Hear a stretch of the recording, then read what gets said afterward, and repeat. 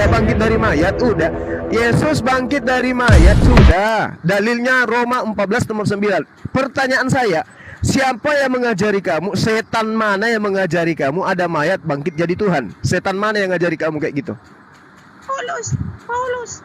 Jawab. Orang yang Paulus. Ya, siapa Iblis mana yang mengajari kamu ada mayat bangkit jadi Tuhan? Iblis mana? Yesus itu Tuhan. Kami percaya bahwa Yesus itu. Roma 14 nomor 9 itu ajaran siapa? Kemana-mana. Roma 14 nomor 9 ada mayat bang jadi Tuhan itu apa? Meow. Meow. Halo. Ya, halo. Di mana Ki, Pak? Iya, di mana kita? Lanjut. Halo. Saya tanya, iblis mana yang mengajarkan ada mayat bangkit tiba-tiba jadi Tuhan? Iblis mana itu? Itu ada tertulis di Alkitab, di kitab. Di mana tertulis? Di Biblos, bukan di Alkitab, tuyul. Nah, jangan kotori mulutmu. Ada pintar Alkitab. Masa tinggal baca Alkitab saya nggak bisa. Biblos. Kau skak. Huh? Okay. Saya tanya, Yesus mengatakan dalam Yohanes 8:4, iblislah yang menjadi bapakmu. Tak tanya samamu, iblis mana yang mengajarkan ada mayat bangkit jadi Tuhan? Itu iblis itu kan. Siapa nama iblisnya? Segala dusta. Ya, iya, sekarang kita buktikan iblis mana yang mengajarkan ada mayat bangkit jadi Tuhan. Iblis mana? Jawab. Iblis mana? Setan tidak mengajarkan itu. Setan aja tidak mengajarkan itu. Tapi ada oknum yang mengajarkan ada mayat bangkit jadi Tuhan. Saya tahu.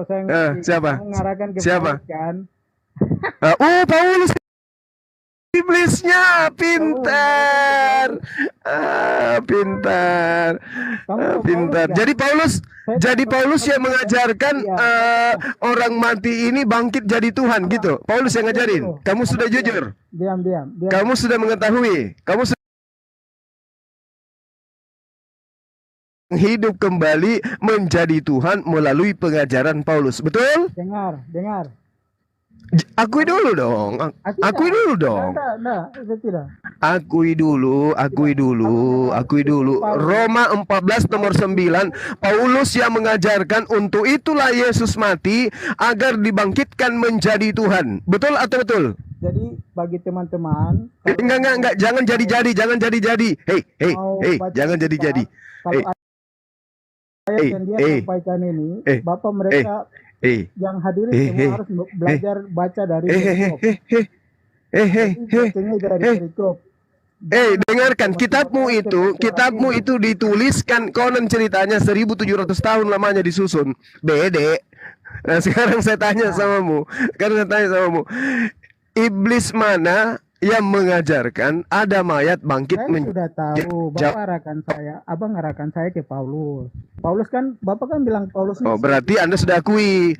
Ya baguslah kalau begitu. Teman-teman tepuk tangan. Saudara kita ini sudah mengakui bahwa Pauluslah iblisnya yang mengajarkan ada mayat yang bangkit menjadi Tuhan. Oke, thank you. Udah.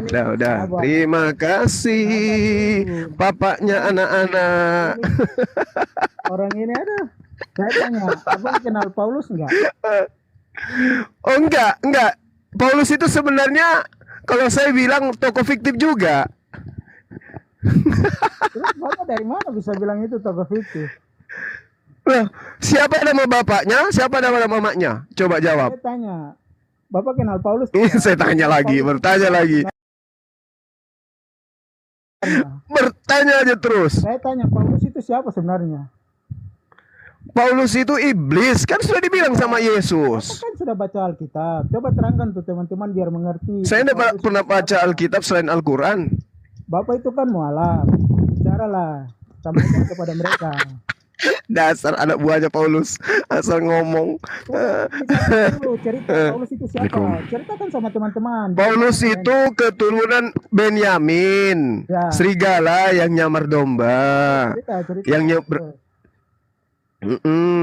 Yang Yesus katakan sebagai antikristus di dalam Lukas 21 nomor 8. pendusta. Enggak loh. Jadi Aku enggak saya enggak sekarang cerita. Siapa? Iblis itu bapak segala dusta. Jadi kasih tahu. Nah, oke. Nah sekarang nabi mana yang mengajarkan mayat bangkit jadi Tuhan? Nabi mana? Saya tanya dulu. Saya tanya dulu. Nabi mana yang mengajarkan ada mayat bangkit jadi Tuhan? Nabi mana? Kemana-mana. Saya tadi sudah bilang. Kalau bukan nabi, kalau bukan nabi yang mengajarkan itu berarti iblis, betul? Betul atau tidak? Bapak terangkan Paulus sama mereka. Kasih tahu Paulus itu siapa? Paulus itu menurut Yesus dalam Yohanes 8:44 adalah iblis. Nggak usah Bapak bicara itu, ceritakan di Kisah Rasul itu. Bapak sampaikan ke mereka. Penyesat, serigala, nyamar domba. Iblis itu. Ya udah aku sampaikan, mereka udah tahu semua. Ya karena Bapak teman-teman yang ada di sini semua. Iblis segala dusta. Bapak itu siapa? Dengarkan. Di dalam Yohanes 8:44 Yesus mengatakan iblislah yang menjadi iblislah yang menjadi bapakmu. Siapa? Kisah Rasul 1 teman-teman baca cari tahu Paulus itu siapa. Oke, sekarang begini. Yohanes 8 dengarkan saya. Dengarkanlah gurumu ini. Dengarkan gurumu supaya kau cerdas. Yohanes 8:44. Kisah Rasul. Sampaikan. Kenapa? Dengarkan saya dulu. Dengar Abang. Paulus itu dulu musuhnya orang Kristen. Dia pembunuh dan pembunuh Kristen. Sejak kapan Paulus bermusuhan dengan Kristen? Justru Paulus itu adalah pendiri Kristen. La haula wala quwata illa billah. Jangan dibodohi. Ini. Waduh. Bang Juma dihapus dari live, kena Bennett. Aduh, main Bennett. Teman-teman, saya kasih tahu, kalau mau belajar Paulus, belajar di Kisah Rasul supaya tahu Paulus itu yang sebenarnya. Paulus itu pembenci dan pembantai orang Kristen. Ia dijadikan alat dari Tuhan Yesus. Nanti kalau ada OT naik, mohon maaf yang Muslim saya turunkan ya. Lah terus kenapa jadi sekarang kitabnya jadi panduan Bang kalau memang dia pembenci orang Kristen? Lah, memang Yesus tulisan-tulisannya, surat-suratnya. Karena dia itu pembawa berita kerajaan tentang Allah ke seluruh umat manusia di luar bangsa Yahudi. Dan sudah ada Bang Juma. Iya, sementara Yesus sendiri bilang dia yang Muslim, mohon maaf saya turunkan ya. Kenapa? Bagaimana? Ya. Aman Bos. Ya Ustaz enggak lah. Kita di sini aja. Jadi Bang Suma itu nggak ngerti apa-apa. Dia itu ngomongnya besar saja. Nanti aku turunkan Mbak Bos. Iya. Enggak, typing di bawah Bunda Rama aja turun. Jahat kali yang typing ini sama Bunda Rama. Bunda Rama aja turunkan ke orang gitu. Jadi kalau teman-teman penggemarku itu Iya, siap ya. Jadi kalau teman-teman menurut si Suma itu bawa-bawa Paulus. Cek.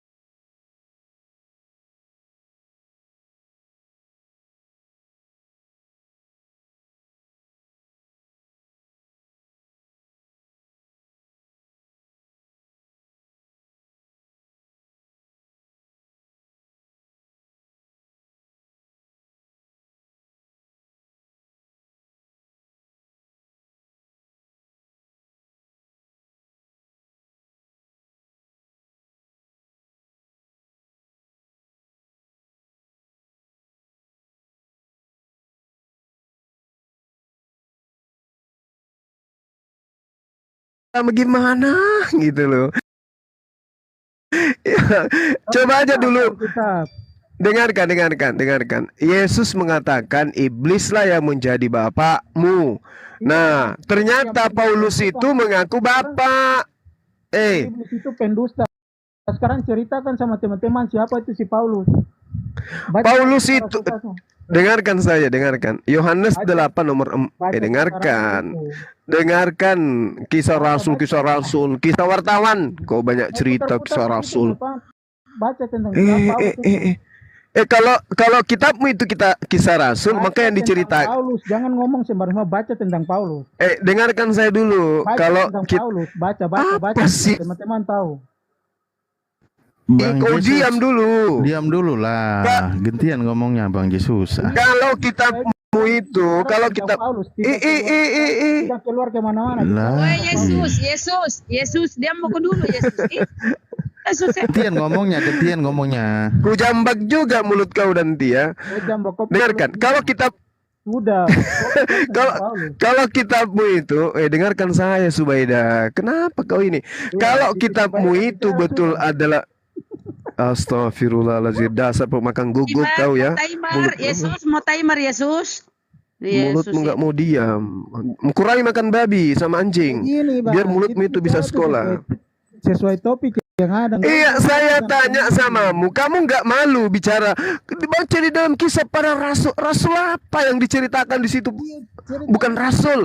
Kalau yang diceritakan di dalamnya adalah Musa, Daud, Salomo, ya mungkin bisa diindikasikan itu kisah para rasul. Ini kisah apa? Dibilang kisah para rasul.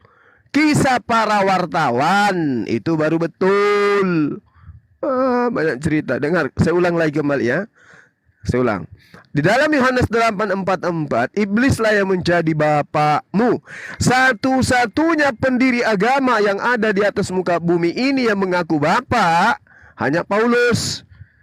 1 Korintus 4 nomor 15. Akulah yang menjadi bapakmu di dalam Yesus Kristus. Yesus mengaku apa? Aku dan Bapa adalah satu. Bapa di dalam aku di dalam Bapa. Paulus mengaku, akulah yang menjadi bapakmu di dalam Yesus Kristus. Jadi iblisnya siapa? Iblis yang mengaku Bapa ini siapa? Martin, kau kemana Martin? Paulus Martin, Paulus Yesus. Martin C, kau di mana? Martin C. Dia tengok data Grun. Tengok data. Aduh, sudahlah. Saya sudah mau mendaki di bukit ini 30 menit lagi atau 20 menit lagi lah. Saya masuk monitor lagi. Hilang jaringanku, nanti kita begitu saya sampai di atas kurang lebih 15 menit baru kita goyang lagi bersama. Silakan Bunda Rahma dan teman-teman yang lain. Iya Gurunda. Ya, siapa Martin dulu Pak C. Jol? Masih tenggelam dia. Nah, Sumarlap. kembali. Halo, Sumarlap. Gimana Martin C? Kau sudah dapat dalilnya? 1 Korintus 5 nomor 4 nomor 15 sudah? Ini sama. Akulah yang menjadi bapakmu. Akulah yang menjadi bapak. Akulah yang Semerlap, dengar dulu Semerlap. Akulah yang menjadi bapakmu di dalam Yesus Kristus. Siapa itu yang mengaku seperti itu menjadi bapak di dalam Yesus? Siapa? Dengar dulu, baca itu dari perikop. Perikop. Emang siapa yang kasih perikop? Siapa? Baca Yesus. Ada belum jauh saya. Ceritakan dulu tentang siapa itu Paulus. Paulus itu adalah bapak di dalam Yesus Kristus. Paulus itu siapa dulunya? Dulunya dia siapa? Menurut Paulus dia adalah bapak di dalam Yesus Kristus. 1 Korintus 4 nomor 15. Berarti Paulus ini mengaku Tuhan.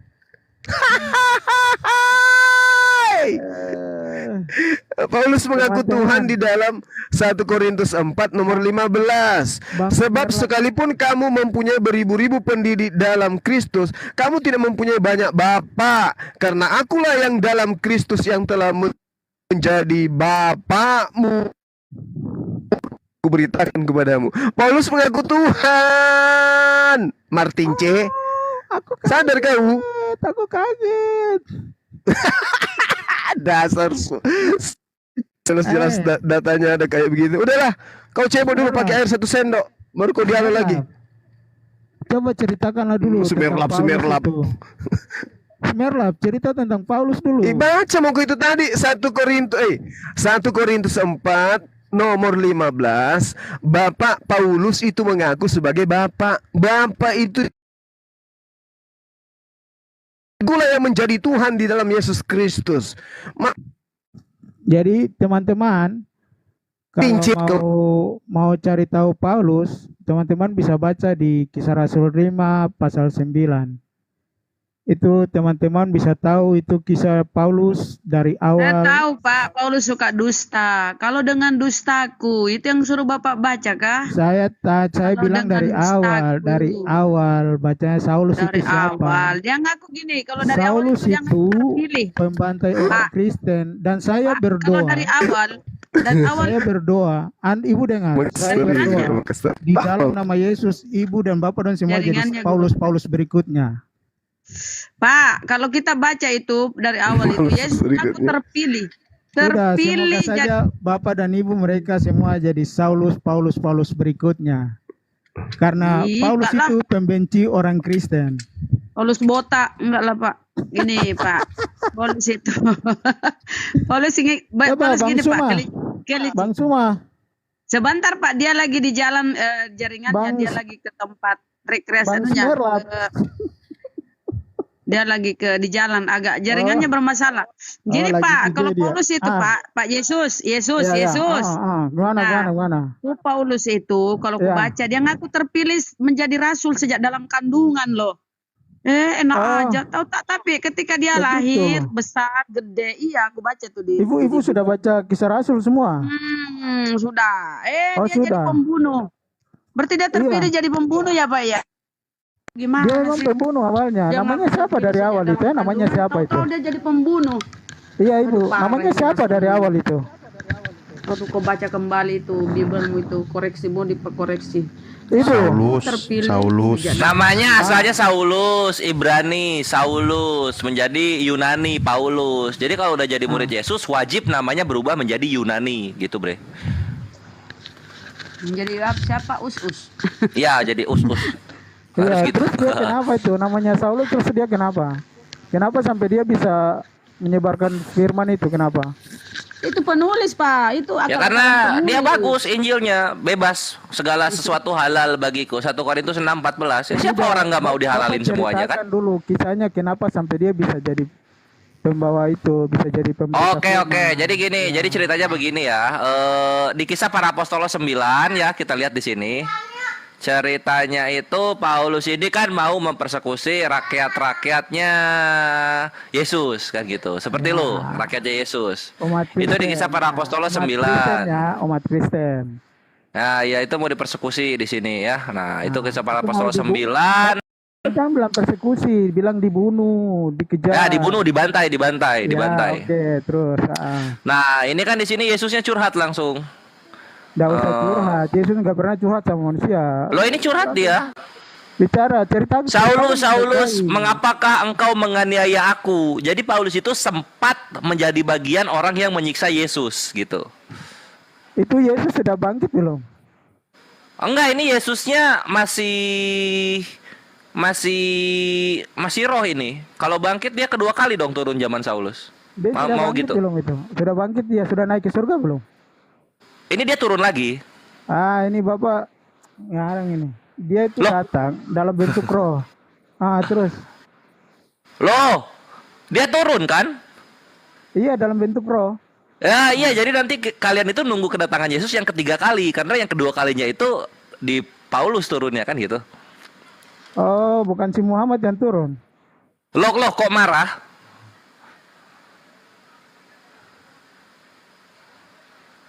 Kok marah? Saya nggak Kenapa marah? Saya enggak marah.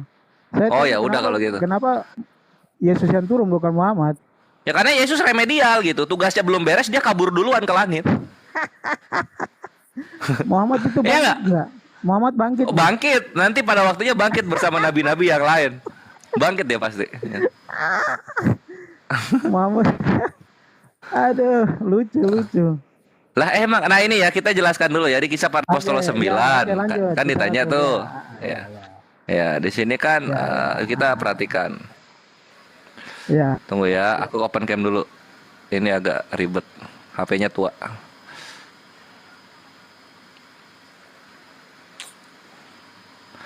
Nah, di sini Nah, di sini kan bangun nih Paulus. Saulus, Saulus, mengapakah engkau menganiaya aku gitu. Jadi Yesus baru curhat dianiaya Paulus itu ketika dia sudah naik ke langit kan gitu. Jawab Saulus, siapakah engkau Tuhan? Katanya. Jadi dia udah tahu itu yang turun itu Tuhan, salah satu dari Tuhan. Katanya, akulah Yesus yang kau aniaya itu. Tetapi bangunlah dan pergilah ke dalam kota, di sana akan dikatakan kepadamu apa yang harus kau perbuat, kan gitu. Nah, yang perlu diperhatikan, sebelum dialog ini terjadi, kita baca dulu kisah para apostol 9 nomor 3-nya. Dalam perjalanan ke Damsyik, ketika ia sudah dekat kota itu, tiba-tiba cahaya memancar ke langit, dari langit mengelilingi dia. Ia rebah ke tanah dan kedengaranlah olehnya suatu suara yang berkata kepadanya. Nah gitu ya, jadi dia tuh gublak jatuh gitu loh. Jatuh ke tanah, lalu kemudian kedengaran suara-suara kayak gitu. Nah orang-orang tuh nggak tahu apa yang terjadi, maka termangu-malulah teman-teman seperjalanannya karena mereka memang mendengar suara itu tapi tidak melihat seorang jua pun, kan gitu. Saulus bangun dan berdiri lalu membuka matanya, tetapi ia tidak dapat melihat apa-apa. Mereka harus menuntun. Nomor 3 ini kawan-kawan, ini menjadi suatu ciri-ciri penyakit yang diderita oleh Paulus gitu. Gitu kan? Nah di sini dijelaskan nih. Di National Library of Medicine itu Saint Paul disease, ectasia and ecstatic seizure, nah, gitu. Jadi ekstasia itu adalah posisi orang tidak sadar, ecstatic itu adalah posisi orang yang bergerak-gerak tidak menentu, seizure ini kejang. Gitu. Nah di sini dalam abstraksi dikatakan the Apostle Paul had a chronic disease. Apostolos Paulus mempunyai penyakit kronis. Epilepsy is over as the most likely hypothesis. Ayan adalah yang paling mendekati dari hipotesa yang ada. Nah jadi diduga punya penyakit ayan Paulus ini sehingga dia bisa menjalin komunikasi dengan yang dianggap Yesus. Gitu. Itulah kalau mau tahu. Oi, rakyat Yesus. Ya Allah. Datanya menyakitkan, Ada. Rey. Datanya ya gitu, bunyinya gimana? Mungkin Pak Jol dulu, Pak Jol. Ayan ya, Bau, Bu. makanya dia itu ya berkunang-kunang matanya, kemudian dia penglihatannya nggak jelas. Cahaya dia Iya. bilang, "Apakah itu Tuhan?" Halo. Silakan Halo. Pak Yesus. Silakan Pak Yesus. Pak Yesus silakan. Iya, saya bilang tadi Pak siapa tuh? Handy kah? Selamat. Siapa tadi yang ngomong? Bang Kores. Tuh. Oh iya, Bang Kores, lanjut itu ayat 9 itu, Kisah Rasul itu, lanjut. Iya, kita ulang lagi ya. Nah ini kisah para apostolos 9 nomor 3 kan itu. Dalam perjalanannya ke Damsyik ketika ia sudah dekat kota itu, tiba-tiba cahaya memancar dari langit mengelilingi dia. Ia rebah ke tanah dan kedengaranlah olehnya suatu suara yang berkata kepadanya. Jadi ketika cahaya datang, dia rebah ke tanah. Kan gitu. Nah ini perhatikan ini.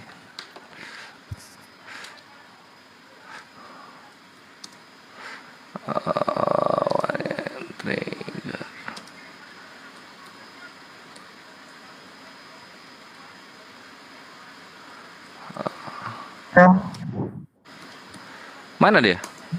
Halo. Oi. Halo. Pak Kores. Yes. Nah, ini. Nah, di sini dilihat Halo. ya. Oi. Selamat Kak. Iya, ini loh, lihat loh. Ini ya. Dalam perjalanannya ke Damsyik, ketika ia sudah dekat kota itu, tiba-tiba cahaya memancar dari langit mengelilingi dia. Ia rebah ke tanah dan kedengaran olehnya suatu suara yang berkata kepadanya. Nah, Ya. ini dalam dunia medis. Baca. Ya, tunggu. Selamat. Iya. Selamat. Baca Iya. lanjut. Iya. Lanjut. Nah, dalam dunia medis ini adalah salah satu gejala. Lanjut. Jangan kau Iya, jadi tukang tikus itu, lanjut. Iya, tunggu dulu. Nanti dilanjut ini. Jangan jadi pembohong. Kalau jadi orang tuh bicara yang betul-betul. Jangan Ya, jadi ini. tukang tikus itu.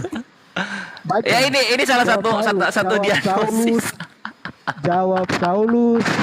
Tunggu dulu. Cahaya yang memancar dari langit mengelilingi dia. Ia tiba-tiba rebah ke tanah gitu. Menurut lu itu kenapa menurut lu? Penipu, pembohong. Oh Baca, enggak, ini lanjut. serius. Lanjut, Nih. baca lanjut. Tuh, ini dari National Library of Medicine, Saint Paul Tidak disease, perlu baca itu. penyakit Santo Paulus. Ini loh, oi, kenapa sok nggak kuat dia? Oi, penyakit Santo Paulus loh. Jadi ketika dia kena cahaya, dia tiba-tiba rebah ke tanah. Nah, itu penyakit. Ini penyakitnya. Oi, oi. Gimana ini?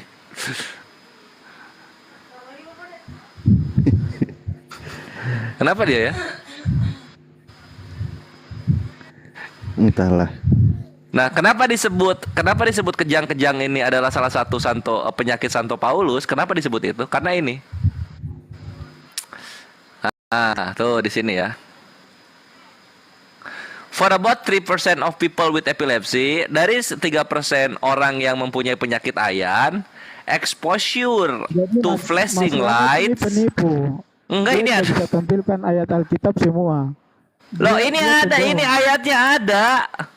Dia tidak baca sampai selesai. Jadi dia cuma sampai dari memancar langit dan itu dia Enggak, kita harus tahu dulu ketika Paulus terkena sindrom ayan, baru kita lanjut. Mas, selamat, baca Ya. semua. Iya. Nah, ini setelah dia terkena Baca. sindrom ayan ini, barulah terjadi baca percakapan. Iya. Kalau jadi orang kan tukang tipu. Baca Loh baik-baik. ini masa tipu-tipu Baca ini? lanjut. Itu memang penipu. Loh, kok penipu ini dibilang? The Apostle kenapa Paul baca had ayat chronic tiga disease saja? tuh. Kenapa baca Apostolos sampai ayat Paulus 3? punya penyakit kronis. Apostolos. Iya. Kok kenapa sampai di ayat 3 saja? Iya, makanya kita harus tahu Lanjut, dulu kau ini lanjut, bisa baca terjadi lanjut, dialog baca lanjut, Paulusnya baca. kena penyakit apa gitu loh. Kamu mau bisa bicara yang bahasa Jawa kah Indonesia? Emang kenapa sih? Saya suruh baca lanjut. Kok tidak tahu baca? Ya udah, setelah terkena ayan, Paulus pun lanjut ya di sini. Nah, Saulus, mengapa engkau menganiaya aku? Dari mana lagi? Apa itu? Ya lanjut, sudah baca. Iya, Saulus menganiaya Yesus. Terus Sini. lanjut. Jawab Saulus, siapakah engkau Tuhan? Katanya, akulah Yesus yang kau aniaya itu. Yesus dianiaya ya. Ya lanjut. Tetapi bangunlah dan pergilah ke dalam kota, di sana akan dikatakan kepadamu apa yang harus kau perbuat. Terus lanjut. Nah, lanjut ya. Maka termangu-mangulah temannya seperjalanan karena mereka mendengar suara itu tetapi tidak melihat seorang juga pun. Iya itu orang ayan begitu. Lanjut. Iya, memang orang ayan. Iya lanjut, baca lanjut. Ini penyakit. Ini penyakitnya ada. Iya, lanjut, iya. Nama penyakitnya ada ini. Ayo orang ayan itu bisa bangun cepat jadi. Lanjut. Oh, ayan cepet. Ayan cepet Lanjut. bangkitnya loh, Kau ayan. pernah lihat orang ayan kah? Lanjut. Nah, ini lihat di sini juga dikasih tahu tuh.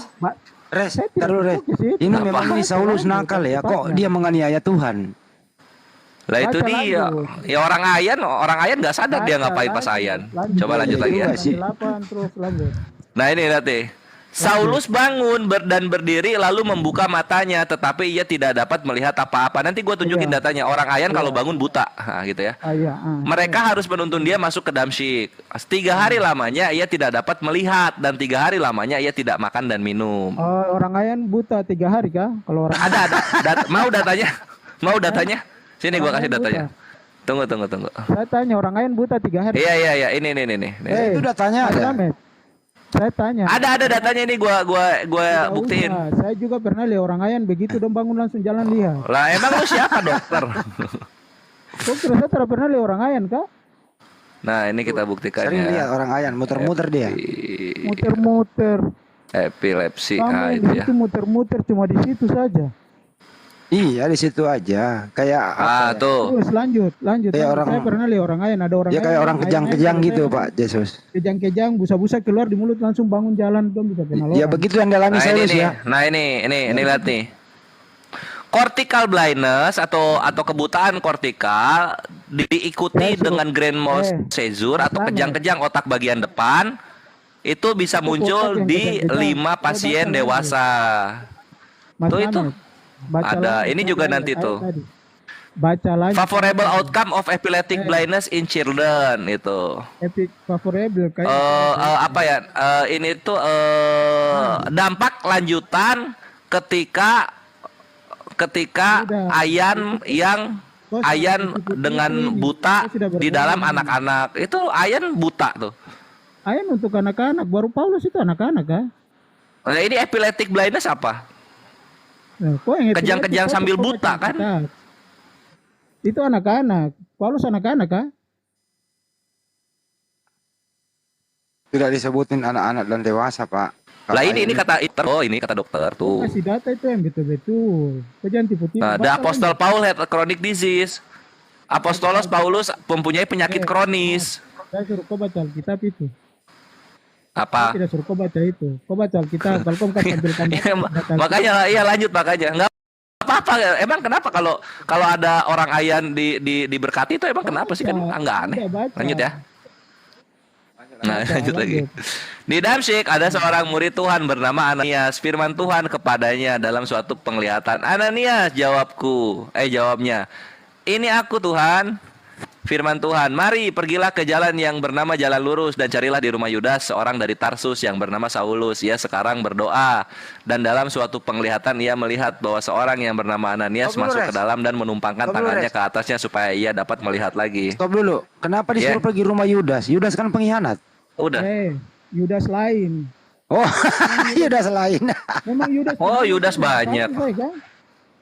Yudas sudah mati. Yudas banyak ya. Lanjut. Nah, ini kenapa masih hidup di sini? Lanjut ya. Ini ahistori ini. Jawab Ananias, Tuhan, dari banyak orang yang telah kudengar tentang orang itu, betapa banyaknya kejahatan yang dilakukannya terhadap orang-orang kudusmu di Yerusalem. Dan ia datang kemari dengan kuasa penuh dari imam-imam kepala untuk menangkap semua orang yang memanggil namamu. Lanjut lagi? Tar dulu. Memang ini penganiaya ya, dia menganiaya loh orang-orang itu. Nomor 12 tuh penganiaya itu. Iya, memang Yesus tuh suka kriminal. Orang-orang kriminal tuh pasti ikut Kristen. Mas, kau putar mulut lagi. Kau mulut tuh berdosa. Apa itu? Kau itu sama dengan Suma, kan dia itu bapak pendusta. Jadi lanjut. Jangan marah-marah. Ini Paulus tukang nganiaya orang, bener nggak? Iya memang dia nih ya, lanjut. Ya itu. Nah, itu. Jangan marah. Itu dia. Bener kan? Ya udah lanjut. Tetapi firman Tuhan kepadanya, pergilah sebab orang ini adalah alat pilihan bagiku untuk memberitakan namaku kepada bangsa-bangsa lain serta raja-raja dan orang-orang Israel. Aku sendiri akan menunjukkan kepadanya betapa banyak penderitaan yang harus ia tanggung oleh karena namaku. Lagi. Tar dulu. Ini Yesus ini kenapa ada tulisan hitam, tulisan merah? Apa bedanya ya? Bedanya itu. Apa bedanya itu? Merah itu tulisan perkataan dari Tuhan Yesus. Kalau yang hitam itu tulisan. Yang lain perkataan siapa? Kok bisa baca kan tidak? Buta huruf. Enggak, yang merah itu perkataan kenapa siapa? yang hitam-hitamnya nggak dibuang aja gitu ya? Kasih yang merah aja sisain. Kenapa sih? Sudah bicara sama Google situ. Enggak, Pak Yesus pertanyaan gini. Buang aja itu yang bukan perkataan Yesus, dibuang aja bisa nggak sih? Yang buat itu kan Google. Lewat tanya yang Google itu. Jadi yang merah itu pernyataan Yesus, yang hitam pernyataan siapa? Ya sudah, kalau tahu ya sudah, itu sudah. Enggak, yang hitam pernyataan siapa? Yang hitamnya mana? Itu ada merah ada hitam. Yang jawab Ananias itu. Enggak, semua yang Jawab hitam ini Ananias loh. itu. Semua yang hitam ini pernyataan siapa? Ananias. Hah? Yang hitam ini pernyataan siapa? Yang merah kan Yesus, yang hitam siapa? Mau baku tawar lagi tentang tulisan. Ya kan ada warna merah, ada warna hitam. Ya sudah, tanya Google. Kenapa tanya saya? Kenapa Google? Kenapa Google? Ya, nasi. Ya udah lanjut lah. Bagus itu jawabannya. Ya ini mau dilanjut sampai mana? Mau dilanjut sampai mana ini? Ya sudah, itu situ. Tuhan Yesus ngomongnya apa sama Saulus? Dia jadi alatku kan? Bagus sekali jawabannya, tanya Google. Apa? Tanya Google katanya. Hai Google. Apa? Kenapa? Hai Google. Oh gitu. Siapa yang tulisan hitam Google? Gitu ya? Coba kita tanya Google lah ya. Tanya Google coba. Tanya Google bodoh. Yang bukan merah itu. Tulisan Mas, kamu tuh kayak merah anak kecil. Google di Play. Alkitab. Bang Koret. Disuruh tanya Google, mereka Sabar tanya dulu, Google. biar ditanya Google Diam dulu, biar ditanya Google. Apa jawabannya? Tunggu dulu Pak Jul, mau nanya Google dulu Pak Jul. Aduh, disuruh tanya Google, ditanya Google betul. Lagian tanya kamu nggak mau jawab, tanya Google ya udah. Hai Google. Jawab ya. Ya silakan Pak Jul. Hai. Nah, yang Oh, ini tulisan dijawab sama merah Google nih. itu. Dijawab. Ntar dulu Google mau jawab dulu. Kasih kesempatan Google. Kita hormati Google lah. Ini akibat Ini sekolah dulu, Bang. sampai di pagar Siapa ini. yang jawab? Terus sampai kelas. Apa nih? What is a red letter Bible? Bible? Apa yang tertulis? Apa itu Iya. di Bible? Apa itu tulisan merah biblos gitu kan? Iya, iya. Nah, itu. Oh Tunggu iya, dulu, ini loading kan. red letter ya. Oh, tulisan merah Bible gitu. Kita Oh, tanya dijawab Google. sama Google, bener loh. Apa Ya, ini- jawabannya? Ini harus masuk ini ke di belakang kitab Wahyu ini. Zaman Ya apa jawabannya Nah, ini. Google? Coba. Zaman A red letter Bible is an edition of scripture in which the words spoken by Jesus Christ are printed in red ink. Biblos tulisan merah itu adalah edisi kitab suci yang dimana kata-kata yang diucapkan Yesus itu dicetak dengan warna tinta merah gitu katanya. Oke. Tanya Google ya warna hitam lagi. Coba Black. tulisan hitam.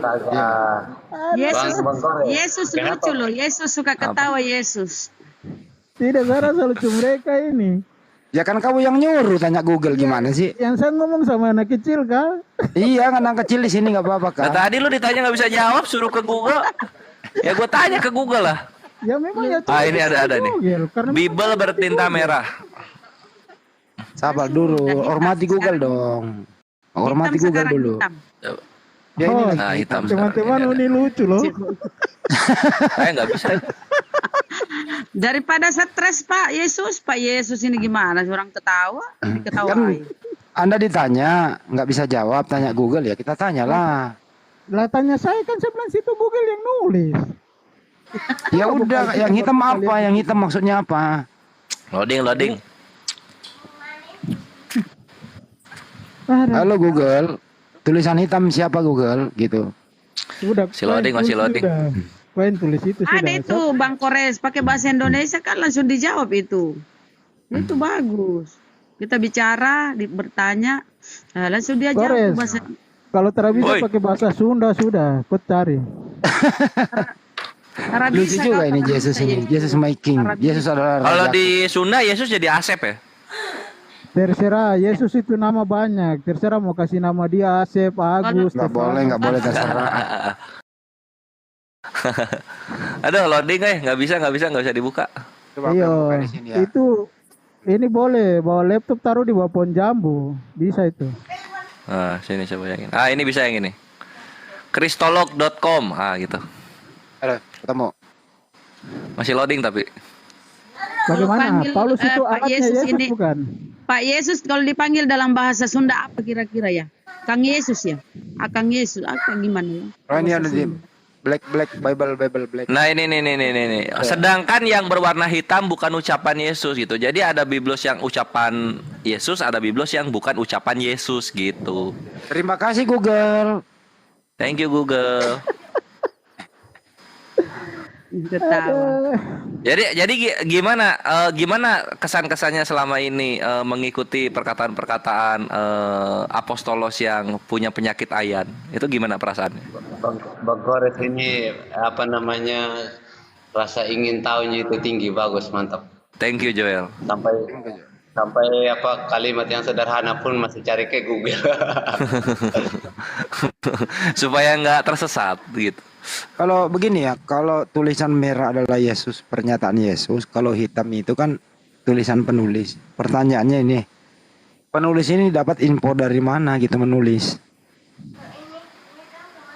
Tanya Google lagi nih. Ada nomor Setiap kontaknya enggak? Itu coba tanya penulis Setiap ada nomor kalimat kontaknya yang ya. diucapkan Kalau ada Yesus telepon saja. itu merupakan Oh, Injil. telepon penulis, telepon penulis. Telepon penulis. Oke. Susah, nggak ada kontak WhatsApp-nya. Tuh, lihat ini dibilang nih. Nih, ini dibilang tuh.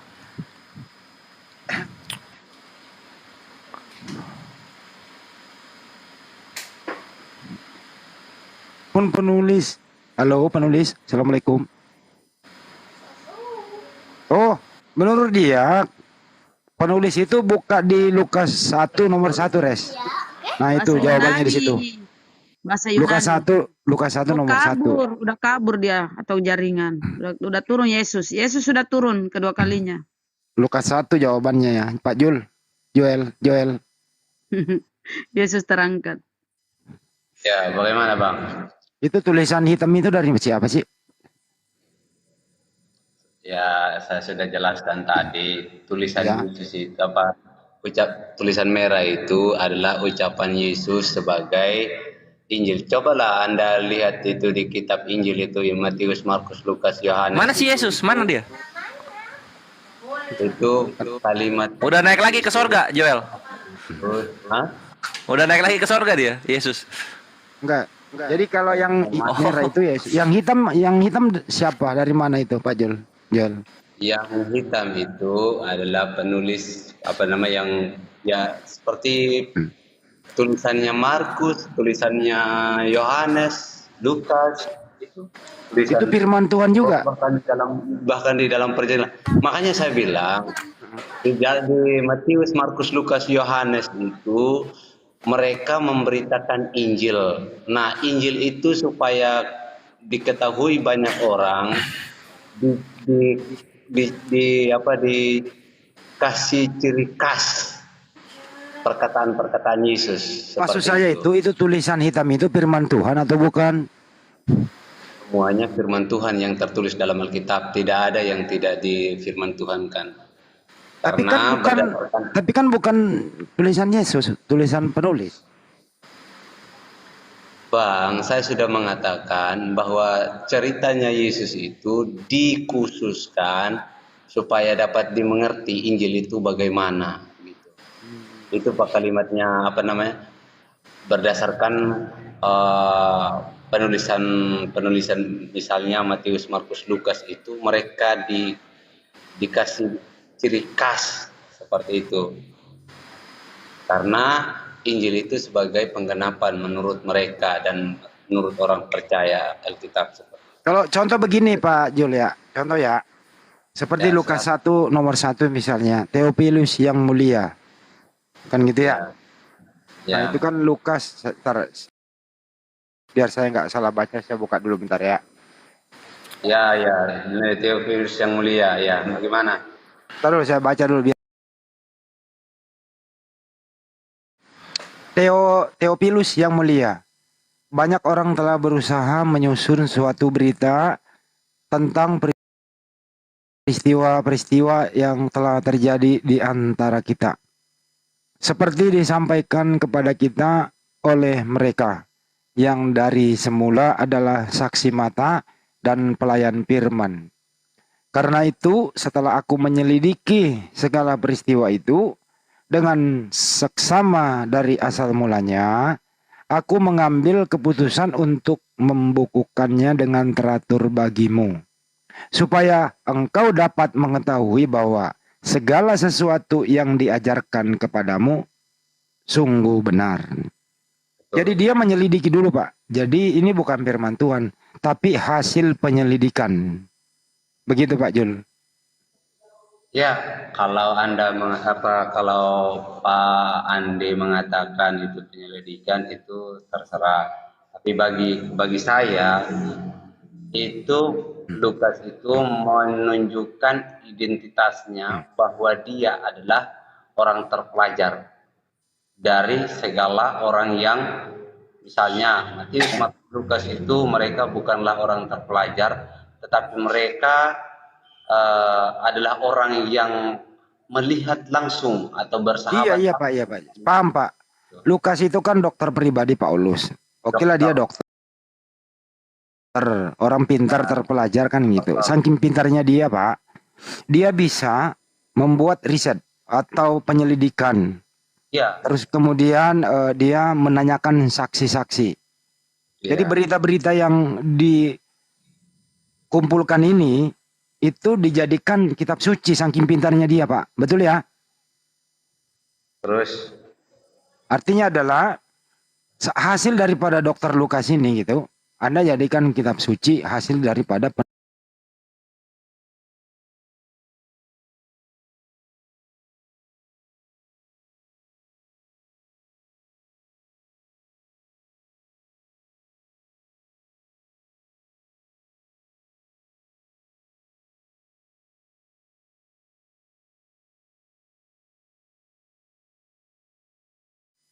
di sana apa yang terjadi di Lukas 24? Oh, Yesus nanti sama kamu akan makan di kerajaan surga. Duduk semeja dengan kamu, dicatat. Kan gitu ya, Pak ya? Siapa yang dia tanyain gitu loh. Pak Jul. ya, baik. Hmm. Pertanyaannya siapa yang diselidiki dan saksi di mana yang menyatakan atau yang menjawab ya? Nah, pinter. Yang diselidiki di sini kita lihat Theophilus yang mulia, artinya dia menghormati nama orang itu, ya rekan sepelayanannya. Banyak orang yang telah berusaha menyusun suatu berita tentang peristiwa-peristiwa yang telah terjadi di antara kita. Ya, dia mengatakan dia berbicara di antara dua belah pihak. Oh. Ini dikatakan peristiwa-peristiwa yang telah terjadi di antara kita. Misalnya abang berbicara berhadapan dengan saya melalui online, ya. Tapi kita bercerita tentang orang yang ketiga. Orang yang ketiga itu siapa? Di dalam Alkitab. Seperti itu. Nah, di sini, enggak dengar dulu. Oh iya, iya, iya. Seperti yang disampaikan kepada kita oleh mereka yang dari semula adalah saksi mata pelayan firman. Yang saksi mata bukan hanya sekedar Theophilus, ya, yang saksi mata, yang hidup bersama-sama dengan Yesus itu Matius, Markus, Lukas. Mereka bekerja sama, mereka saling memberikan informasi bahwa apa yang dilakukan Yesus, bagaimana pelayanannya, bagaimana karakteristiknya, apa kebenarannya, itu yang mereka kumpulkan lalu dijadikan. Iya, Pak, paham, Pak. Bukan hanya sekedar mereka mengumpulkan informasi-informasi itu, tetapi mereka dengan doa juga seperti Gini, itu. Pak Jul. Ya gini. Mana, Kak? Di sini ada Lukas, ada Theophilus yang mulia. Theophilus siapa sih? Theophilus itu kalau kita lihat ya di Lukas ini, orang mana dia, Pak? Orang Yunani ya? Kerjanya Lukas, rekan sekerjanya Lukas. Oh, rekan sekerja. Ya, ya, ya, ya. Kerjanya Lukas. Ya, ya, ya. Rekan sekerja. Baik, baik. Ya. Jadi dia minta izin dulu ke Theophilus ya. Kemudian dia menyelidiki, menanyakan saksi-saksi. Kalau dikatakan minta izin, tidak ada dikatakan izin. Dia mengatakan menghormati. Misalnya, dia menghormati. Misalnya saya panggil abang, abang yang mulia, kita berbicara dan berdialog seperti ini, dan kita akan menemukan solusi atau kita akan menemukan. Maksud saya ini, Pak, apa pangkatnya ini Theophilus? Kenapa dia masuk dalam tulisan gitu loh, Pak? Ya, kalau Theophilus itu sebenarnya tidak ada pangkatnya. Saya sudah mengatakan tadi bahwa ungkapan Lukas terhadap Theophilus serekan kerjanya itu suatu hal yang disebut kesopanan atau kesopanan baik. yang Terus ini, disebut Pak, ya. menghormati, seperti itu. Menurut Pak Jul, saksi mata siapa aja Pak saksi mata? Ya, yang saya bilang tadi, saksi mata misalnya Matius, Yohanes, Markus. Oh, jadi Lukas nanyain Matius gitu. Nanya ke Matius, nanya ke Lukas gitu. Ya, seperti itulah kira-kira mereka apa namanya berunding untuk saling memberikan informasi. Makanya mereka menuliskan suatu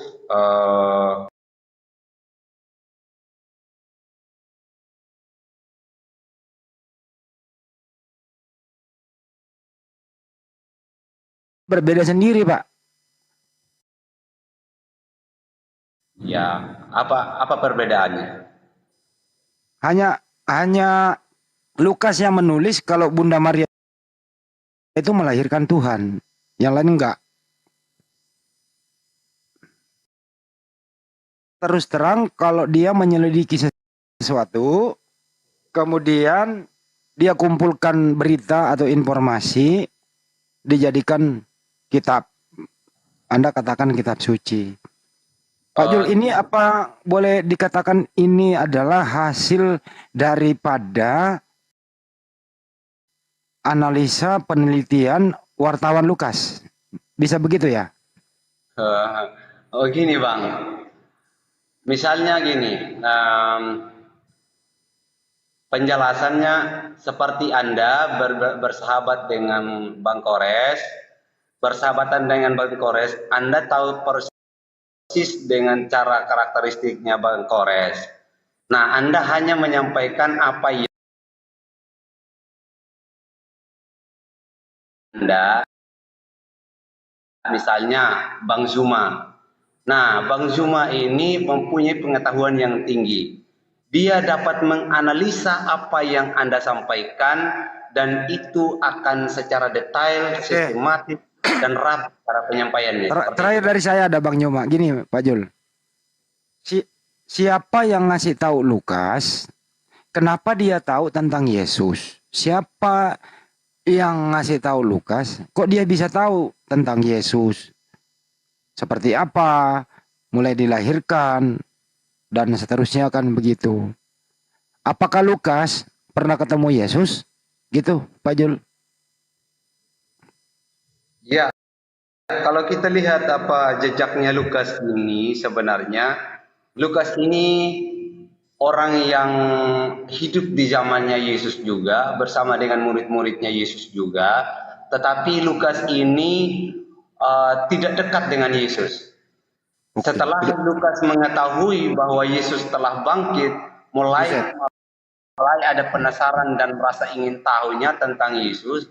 Akhirnya mereka ada banyak hal yang dia lihat dari tentang kebenaran-kebenaran itu. Akhirnya Lukas ini mendekati murid-muridnya. Oke, paham. Ya. Artinya Lukas tidak pernah ketemu Yesus. Dia bukan murid Yesus. Tapi untuk mengetahui Yesus, dia tanya murid-murid Yesus. Sehingga tulisannya adalah firman.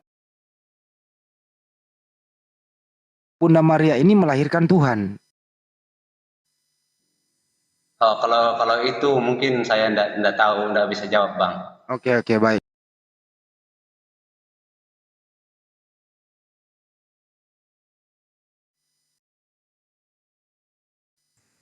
Ada Paman? Silakan, ini ada dijelaskan Pak Lukas dulu nih, dokter pribadi Paulus nih. Iya, gimana Pak Lukas? Apa kabarnya Paulus? Enggak, bukan Pak Lukas, Pak Jul. Oh. Kalau Pak Lukasnya enggak tahu itu, Bang. Pak Lukas yang mana yang kita mau sampaikan? Tanyakan. Itu Pak Lukas tetangga saya dulu yang jualan gula merah. Oh, alah. Gurunda. Tanya langsung karena saya jauh mungkin di sini. Gurunda. Oh, Gurunda. Hilang-hilangan signalnya Bang Juma.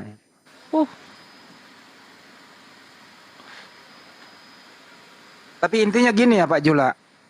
Pak Joel, waktu Bunda Maria itu sahabatnya kemudian menghafalkan, sahabatnya juga menuliskan. Jadi dua cara metode yang disampaikan yang menjadi metode penyampaian Quran, hafalan dan tulisan kan gitu. Nah, Yesus juga itu adalah sumber. Yesus itu penerima firman, dia adalah wakil Tuhan. Malah kalau di agama Anda disebut sebagai anak Tuhan. Dialah yang punya hak kemudian menyampaikan firman. Segala firman yang engkau berikan kepadaku telah aku sampaikan kepada mereka. Nah, mereka di sini diantaranya adalah Filipus. Di dalam Yohanes 1 nomor 43, Filipus ikutlah denganku, kan gitu. Termasuk Matius 9 nomor 9. Kan jelas itu. Nah, permasalahannya sekarang memberitakan Injil Yesus yang disampaikan oleh Filipus ini itu tidak sampai kepada kita. Sedangkan yang sampai ini adalah Injil-Injil yang Yesus tidak pernah panggil, penulis-penulisnya nggak pernah Yesus sebut, seperti Lukas, Paulus, Markus, dan juga penulis Yohanes ya, yang mana itu bukan anak Zebedeus. Nah, lalu kemudian dianggap ini sebagai firman dari Tuhan. Apa dasar pijakannya mengatakan itu? Sedangkan Filipus yang dipanggil untuk mendampingi Yesus dalam pengajarannya, memberitakan Injil Yesus, tetapi Injil Yesus yang diajarkan Filipus itu tidak sampai kepada kita. Maka Al-Quran mengatakan dalam surah Al-Ma'idah ayat 15 bahwa kedatangan baginda Rasulullah Muhammad SAW adalah sebagian dari untuk menjelaskan kitab yang disembunyikan oleh ahli kitab. Maka kitab yang disembunyikan ahli kitab menurut Al-Quran ya adalah Injil yang diberikan kepada Yesus. Ternyata dalam kitab saudara memang Filipus memberitakan Injil Yesus. Nah, inilah permasalahannya. Mana Injil Yesus itu? Silakan Pak Jul. Oh iya. Ya, kalau mengatakan mana Injil Yesus, kami sangat sangat mempercayai apa yang kami sudah pegang tentang Alkitab. Kenapa saya mengatakan Alkitab? Sebab kami meyakini Alkitab ini suatu Injil bagi kami. Itu bagi kami. Yang kedua, Injil Yesus apa?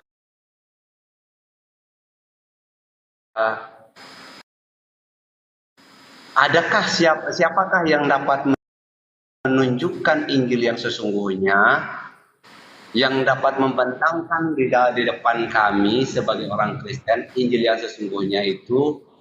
Di dalam Al-Quran pun mencari Injil itu, tapi tidak ditemukan. Entah siapa yang sembunyikan menurut Anda, atau dalam Alkitab ini kan kami meyakini ada. Inilah bagi kami. Itu sih Bang Zuma yang bisa saya sampaikan. Tidak ada Injil yang asli. Mungkin kalau Anda menemukannya silakan nanti Anda sebarkan biar kami juga bisa dapat membacakan. Apabila Anda menemukan Injil yang asli. Silakan Bang Zuma.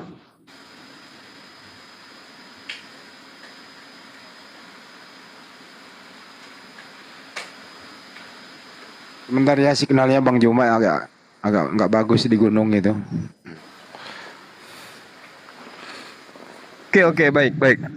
Kalau saudara saya minta Injil yang asli, lantas kemudian ditemukan, berarti itu membuktikan Al-Quran itu tidak benar kalau begitu. Jadi kitab ini disembunyikan. Makanya dikatakan dalam Al-Quran, ya ahlal kitab, qad ja'akum rasuluna yubayyinu lakum katsiran mimma kuntum tukhfuna minal kitab wa ya'funa an katsir. Ini sudah sering, sudah hampir seminggu lebih membahas ini. Wahai ahli kitab, sungguh rasul kami telah datang kepadamu, yaitu Nabi Muhammad SAW, untuk menjelaskan kepadamu banyak dari isi kitab yang kamu sembunyikan.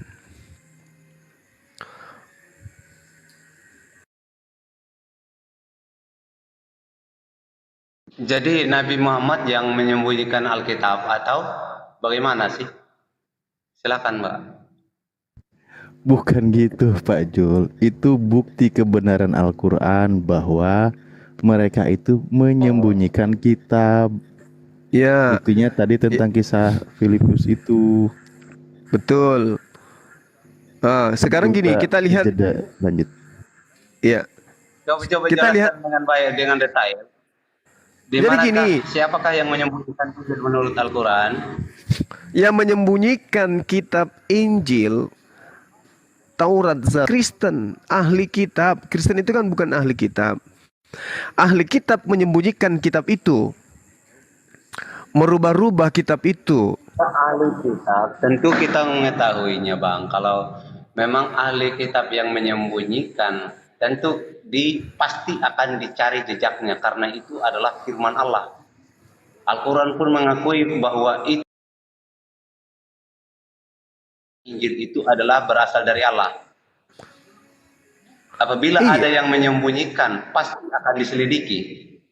Ya, buktinya sekarang kan Anda cuma pegang terjemahan. Nah, mana ori dari Injil itu mana? Loh, justru saya yang Anda kan mengatakan bahwa Alkitab Injil itu sudah kan dalam Al-Quran mengakui bahwa kitab Taurat, kitab Zabur, dan kitab Injil itu adalah firman Allah. Jika itu tersembunyi, bagaimana tentang kebenaran itu? Siapakah yang dapat menemukan kebenaran itu? Apabila apabila di dalam Al-Quran yang mengatakan bahwa dialah kebenaran itu, dari mana kita mengatakan kita akui hal itu? Ya, jadi Silakan, kitab Pak. itu jadi kitab itu ada diwahyukan oleh Allah kepada ahli kitab, kepada orang-orang Yahudi Bani Israel. Ada kitab itu. Tapi kemudian disembunyikan. Nah, begitu Kristen datang, Kristen sudah tidak menemukan kitab itu.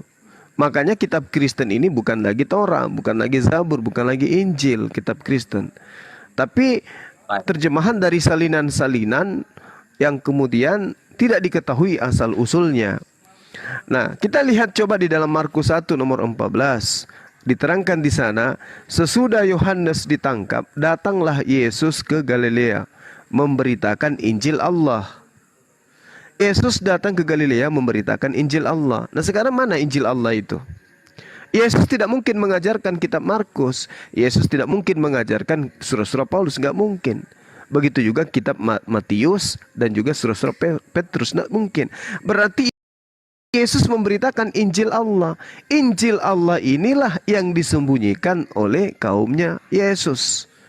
Kaumnya Bani Israel. Sehingga ketika Paulus kemudian mendirikan sebuah pengajaran kepada Romawi Yunani, yang Paulus gunakan itu bukan Injil tapi surat. Suratnya sendiri yang dia buat. Nah, sekarang mana Injil Allah? Di dalam kitab Markus 1 nomor 14, Yohanes ditangkap, Yesus memberitakan Injil Allah. Coba Anda lihat di dalam kitab saudara. Di dalam original teks kan jelas sekali dikatakan di sana bahwasanya Evangelion atau Evangelion. Evangelion artinya Injil kan di dalam bahasa terjemahan Indonesia sekarang. Dan itu adalah Injil Theos. Nah, mana Injil Theos itu? Tidak mungkin Injil Theos yang dimaksud di sini, Injil Allah yang dimaksud di sini adalah kitab Markus, kitab Matius, Yohanes atau surah Paulus. Tidak mungkin. Berarti memang ada Injil Allah yang diberitakan oleh Yesus kepada Bani Israel. Mana Injil itu? Kan sudah tidak bisa ditemukan.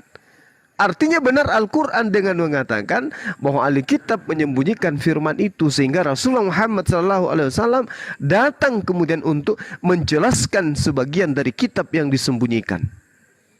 Seperti itu, Bang. Kecuali Anda ingin menunjukkan Injil Yesus, silakan.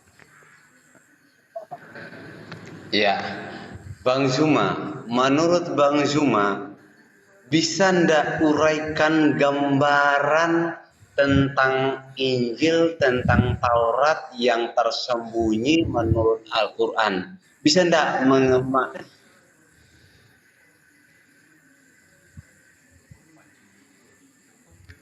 Hilang suaranya ya? eh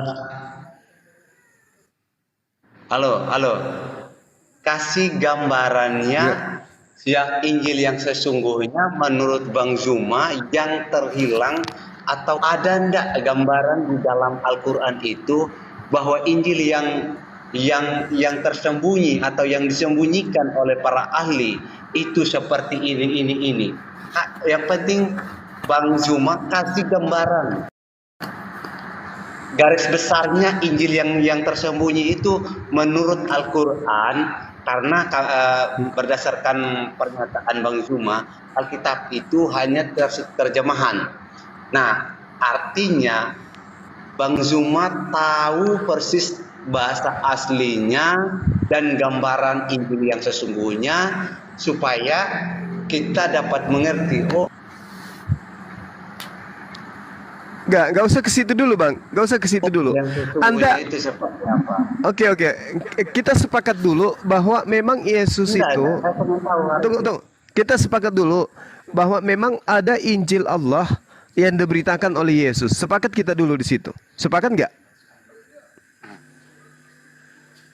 Kak Jul, dengerin tuh sepakat apa enggak? Dengar dulu. Tadi kan Bang Zuma mengatakan, saya ikuti dulu alur ceritanya Bang Zuma dulu. Nah, Bang Zuma mengatakan bahwa Injil yang sesungguhnya itu yang di Alkitab ini sudah diterjemahkan. Artinya Bang Zuma tahu persis aslinya. Nah, tunggu dulu, Bung. Narasi yang saya bangun itu Anda meresponnya dengan tidak sesuai dengan pernyataan saya. Sekarang kita sepakat dulu, Yesus itu di dalam kitab saudara memberitakan Injil Allah. Betul atau tidak? kan Bang Zuma sudah tidak mengakui dalam Alkitab yang Bang Zuma katakan tadi bahwa itu bukan itu. Di dalam Markus 1 nomor 14 diberitakan maksudnya yang Anda tidak percaya. Tunggu dulu, Bang. Coba kita satukan persepsi dulu. Di dalam kitab saudara berdasarkan pengabaran Markus, ya, Yesus itu memberitakan Injil Allah, betul atau tidak? Yesus memberitakan Injil Allah, iya. Nah, berdasarkan pandangan saya terhadap Alkitab, dan Alkitab mengakui hal itu. Sekarang, apakah Injil Allah yang diberitakan oleh Yesus itu adalah surah-surah Paulus? Injil itu dalam konteks di dalam Alkitab ini Matius, Markus, Lukas, Yohanes, Bang. Itu Injil. Apakah Yesus sudah memegang kitab Markus dan kitab Lukas pada saat dia mengajar di Galilea?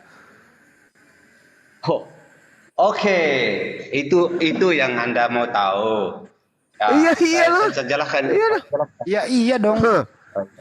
Sekarang coba aja dijawab, apakah kitab Lukas yang ditenteng oleh Yesus pada saat dia di Galilea mengajar Injil Allah? Coba. Oke, Bang. Matius, Markus, Lukas menceritakan tentang kisahnya Yesus. Itu berarti bukan adalah Injil, Bang. Pembawa kabar baik. Oke. Berarti kitab kanonik bukanlah kitab Injil Allah yang diberitakan Yesus di Galilea, betul? Kitab kanonik yang diberitakan Yesus di Galilea. Iya. Yang diberitakan Yesus itu suatu pengajaran kebenaran terhadap orang-orang yang ada di sekitarnya. Itu suatu perkataan Yesus itu adalah Injil, Bang. Iya, saya tahu. Nah, sekarang apakah yang diberitakan di Galilea itu adalah kitab Lukas, surah-surah Paulus, kitab Markus, surah-surah Petrus? Apakah kitab-kitab itu?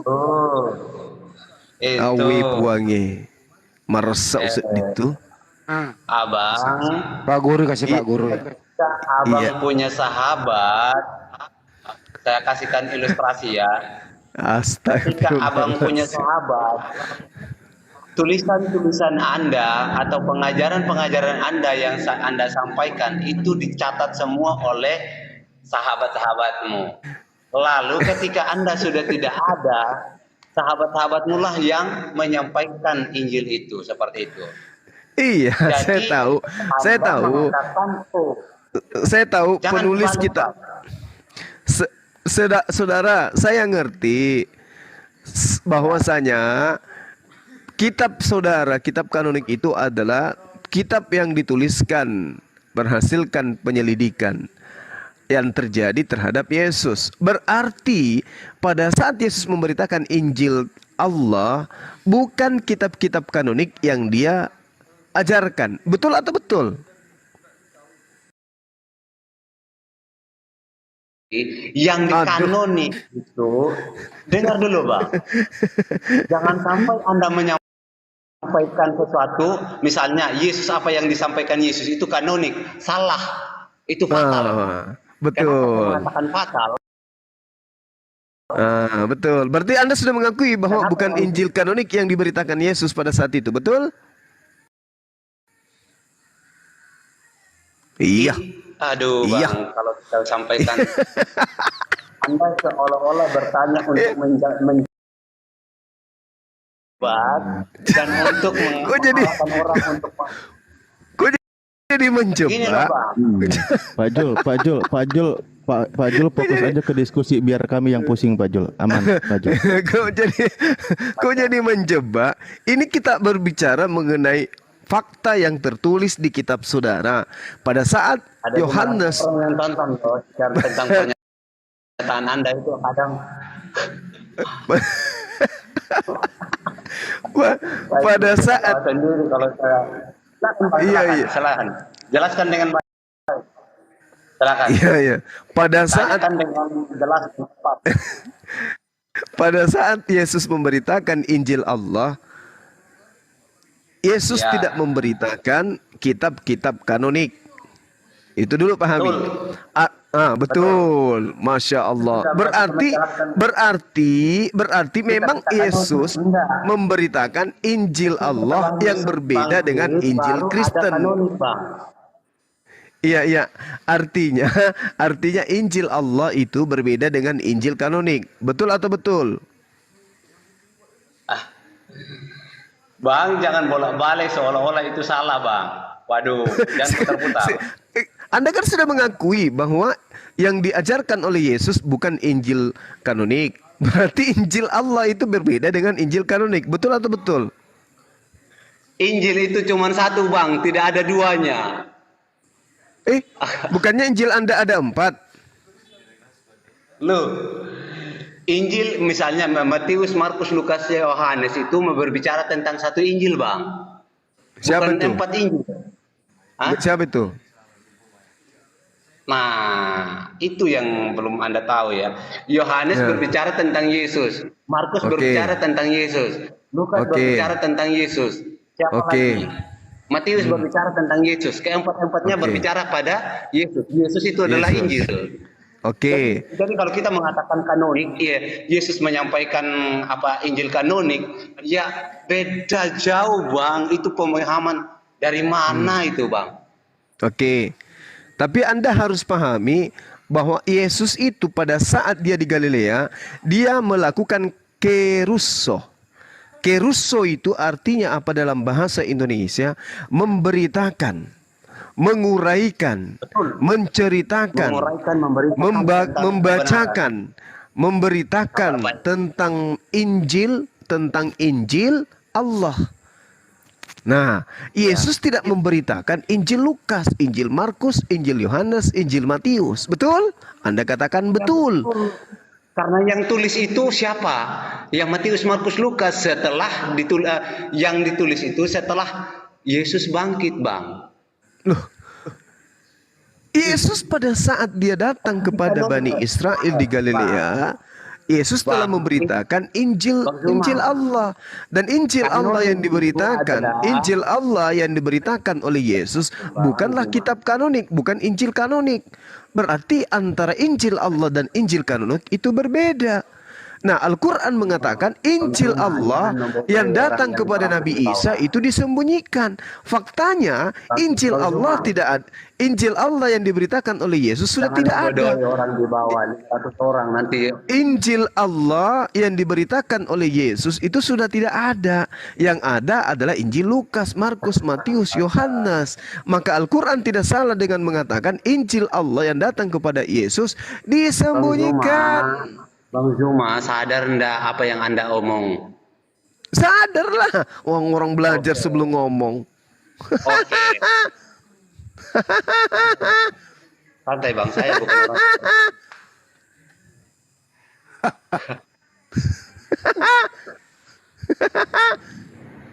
Bang Zuma, bisa saya bicara?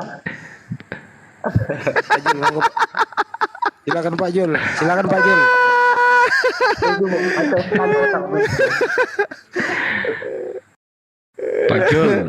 Pak Jul, Lanjut.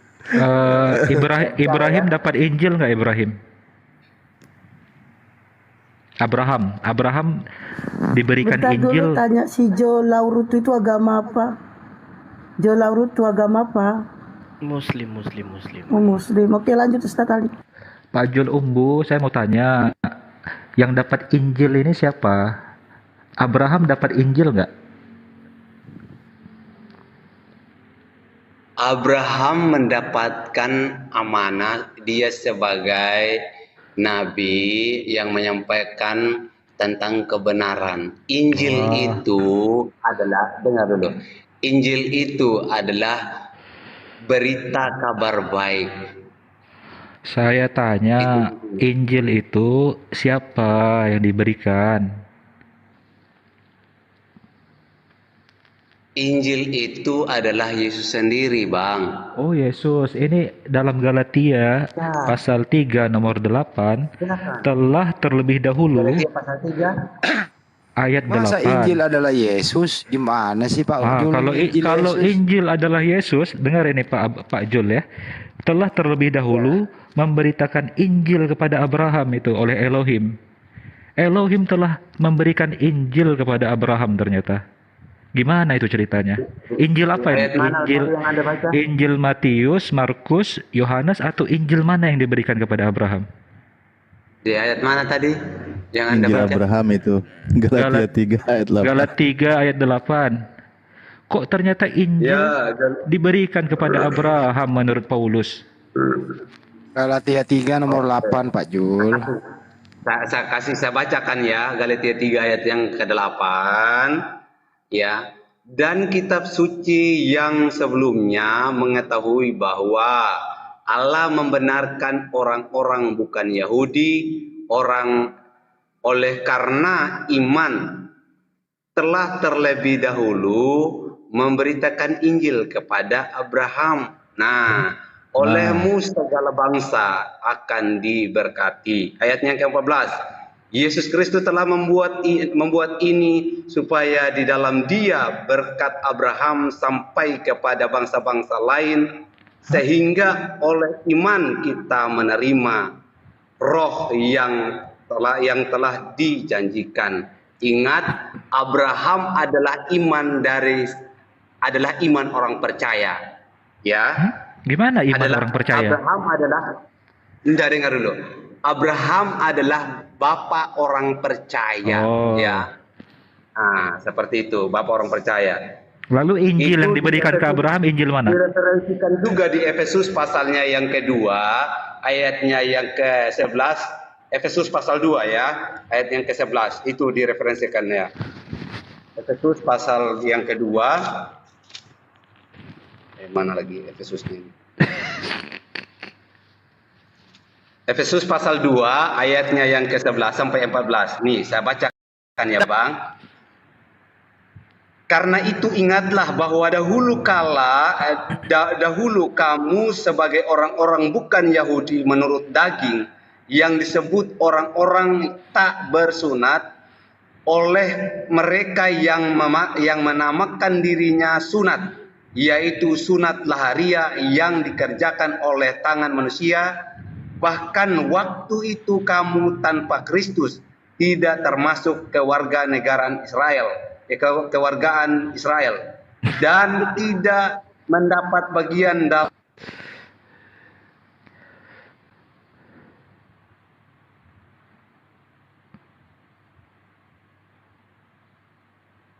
Kok hilang? Cek. Ini jaringanku apa ini? Enggak, saya juga kirain saya yang hilang. Oh, Pak Jol mungkin nggak paham dari yang ditanyakan tadi itu. Hilang Roh Kudus Pak Jol seketika.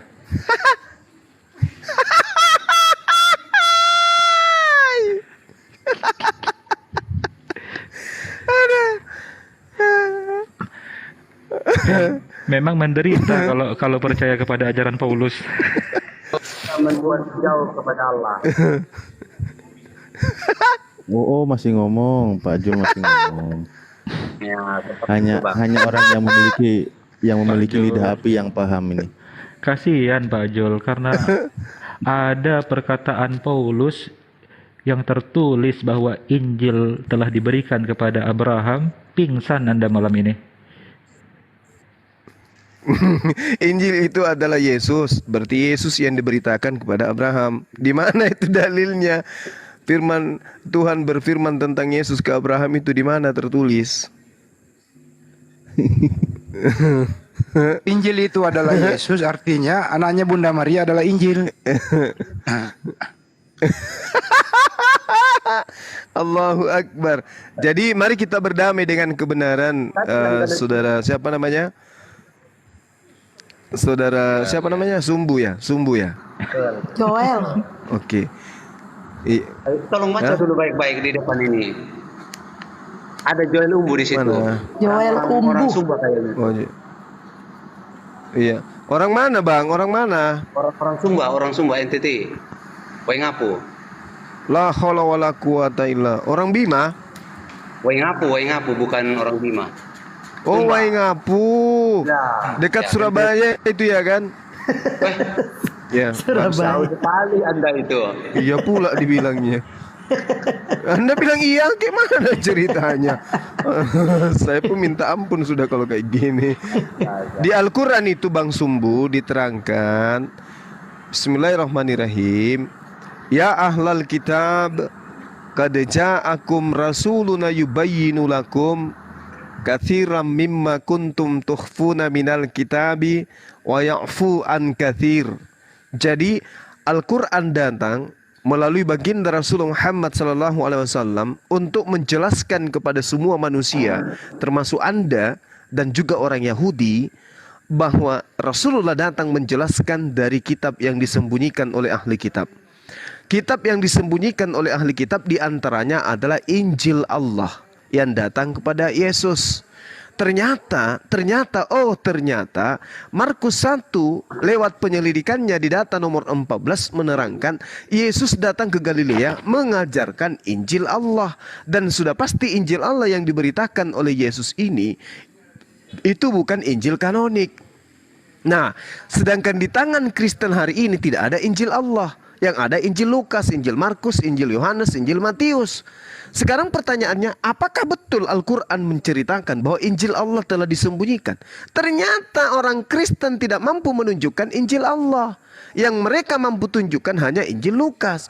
Itu pun hanya terjemahan. Injil Matius, Yohanes, dan Markus. Berarti Al-Quran 1400 tahun silam tanpa penyelidikan sudah lebih dulu tahu bahwa Injil Allah memang sudah disembunyikan. Itulah artinya bahwa Al-Quran itu memang wahyu dari langit, pemberitaan yang gaib dari langit yang disampaikan melalui Roh Kudus kepada baginda Rasulullah Muhammad SAW.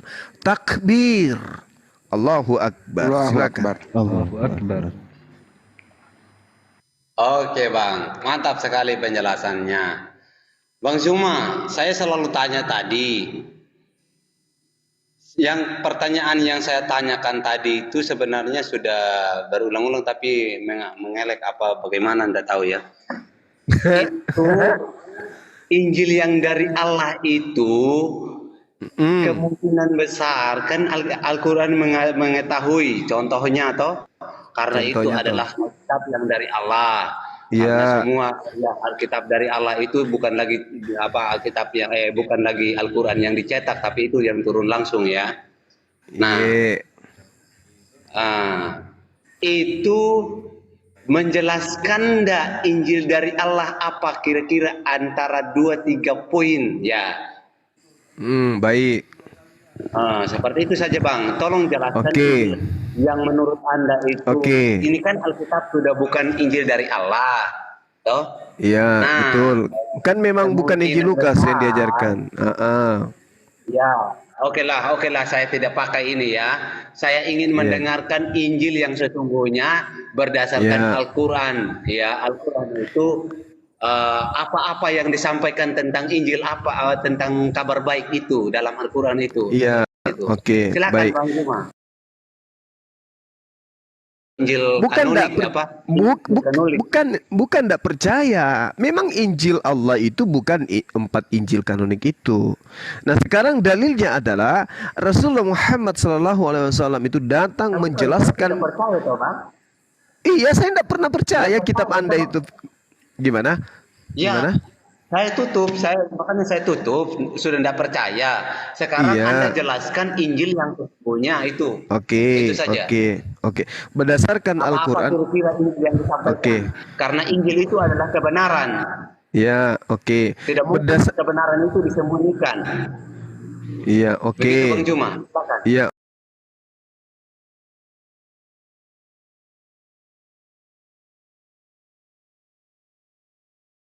Oke. Jelaskan oleh baginda Rasulullah Muhammad sallallahu alaihi wasallam. Apa itu? Wa innahu la ilmul lisaa fala tamtarunna biha wattabi'un hadza siratum mustaqim. Dan sungguh dia Isa. Kalau bahasa Arab itu Bang, karena Dan itu bukan bahasa Arab yang dipakai. Kalau kita melihat dari bahasanya Isa Al-Masih atau Iya, Kristus. iya, dengarkan dulu. Ini kan jelaskan dalam bahasa Arab. ini Rasulullah Dasar itu dulu. Keras. Pak Jul dengerin dulu. Ini yang siapa ini Darni 92, diam dulu ya. Lanjut Bang, cuma dulu dijelasin Ya. dulu. Ketika Allah Subhanahu wa taala datang kepada nabi rasul yang penutup, tentu tidak menggunakan bahasa Aram. Karena baginda Rasulullah Muhammad Tapi itu sallallahu kan jatuhnya dari langit, Bang. Itu Dengerin dulu, Pak. Jatuhnya dari langit tentu. Pak Oh, Jul iya, dengerin iya, dulu, selesai dulu.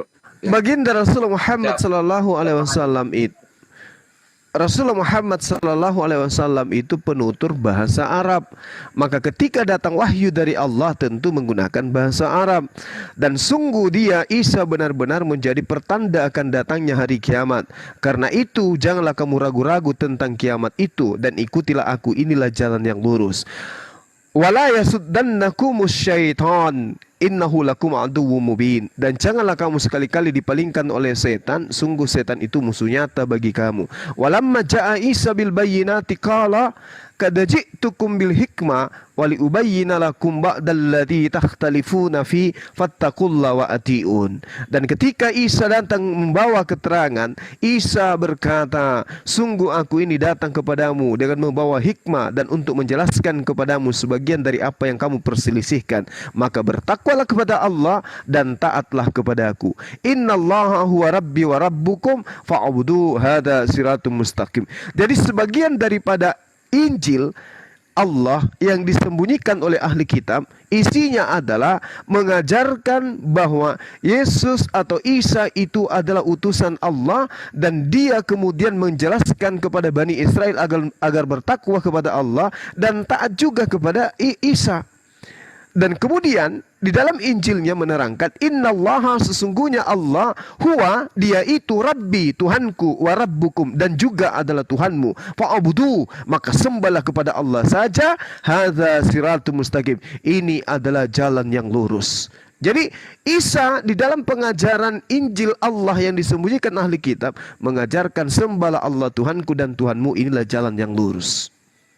Nah, ternyata di dalam seruan kitab saudara ada juga tertulis, "Wahai Maria, jangan kau menyentuh aku, tetapi datanglah kepada saudara-saudaraku, katakan kepada mereka, aku akan pergi kepada Tuhanku dan Tuhanmu." Berarti Al-Quran tidak pernah salah menjelaskan itu. Gimana saudara? Bolehkah saya tertawa lagi? Jangan, Bidi. udah lanjut teman-teman yang lain, silakan Dinda ambil alih dulu. Pak Jul ini nggak pernah baca sejarah Bible-nya ini. Pak Jul, itu Matius selesai menulis Injil atau Bible Matius tahun 65 Masehi, 30 tahun setelah Yesus meninggal. Lalu Matius menyatakan bahwa dia belajar kepada Petrus. Tidak pernah Matius mengambil langsung, menyaksikan langsung, bicara langsung kepada Yesus. Belum lagi kalau kita bicara kitab-kitab lainnya itu dalam kitab saudara. Matius sebagai kitab pertama itu ditulis 30 tahun. Jadi ada jarak 30 tahun semenjak Yesus diangkat, maka ditulislah Matius. Dan Matius tidak pernah bertemu dengan Yesus. Dia mendapatkan pengajaran dari Petrus. Pak Jul pernah tahu ini nggak kira-kira?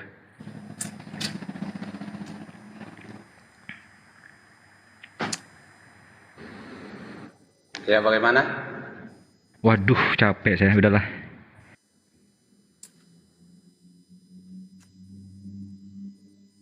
Sorry. Saya lagi fokusin satu tadi. Bagaimana, Bang? Matius sebagai kitab pertama Anda yang dikanon pada abad keempat itu, Ya. dalam sejarahnya, Anda baca, sejarahnya itu ditulis tahun 65 Masehi, berserang 30 tahun setelah Yesus wafat. Dan Matius tidak pernah bertemu, tidak pernah bicara, tidak pernah melihat Yesus. Dia hanya mendengar cerita dari Petrus. Itu baru satu kitab pertama. Belum kitab-kitab setelahnya. Itu ada jarak yang lebih panjang dari hilangnya atau wafatnya Yesus. Ada jarak puluhan tahun itu kitab tersebut ditulis. Dan lalu baru pada abad keempat di kanon ditetapkan sebagai 4 Injil kanonik yang dipakai sampai hari ini. Ada 400 tahun jaraknya itu. Dan ketika ditulis 30 tahun jaraknya oleh para penulis yang tidak pernah bertemu Yesus, Pak. Ya. Bukan iya, memang fakta. Ya, terus apa lagi pertanyaannya? Lalu atas dasar apa Anda katakan sebuah kitab jurnalistik ini, sebuah kitab yang lebih kepada karya jurnalis, bukan kitab karya ilahi, Anda katakan sebagai sebuah firman Tuhan yang mutlak benar, karya kebenaran dari tadi Anda ulang-ulang itu?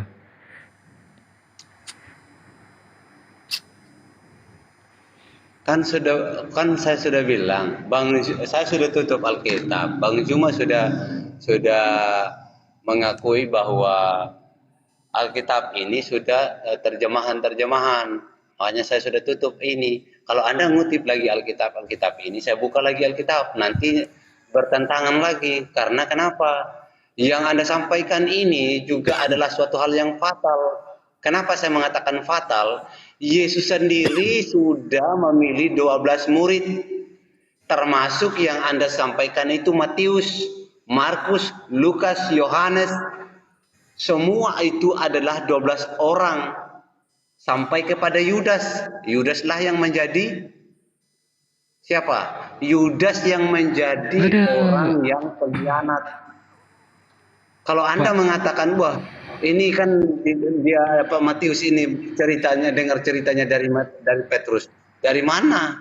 Itu data para sejarawan Bible Anda. Salah satunya saya kutip ini namanya ya, dengar. Arthur Weigel. Seorang berkebangsaan Inggris menulis buku pada tahun 1927 Masehi tentang bagaimana sejarah penulisan Alkitab yang berjarak puluhan tahun dari kejadian wafatnya Yesus. Ya, justru sebenarnya Anda itu sudah menjelaskan apa yang dibilang Bang Juma tadi. Benar. Justru Dengar. fakta-fakta sejarah yang saya beritakan ini membenarkan firman Allah Subhanahu wa taala dalam surat Al-Baqarah ayat 69. Fawailul lilladzina yaktubuna al-kitaba biaidihim. Celaka kepada orang-orang yang telah menulis kitab dengan tangan mereka. Summa yaquluna hadza min indillah. Kemudian mereka teriak di depan manusia dan jemaatnya, umatnya, ini dari sisi Tuhan datangnya. Liyashtaru bihi samanan qalila, untuk tujuan mendapatkan keuntungan duniawi. Kebenaran firman Allah ini didukung oleh fakta-fakta empiris sejarah bahwa para penulis itu tidak pernah bertemu dengan Yesus, tapi mengklaim ini adalah firman Tuhan. Sadaqallahul adzim, maha benar firman Allah Subhanahu wa taala.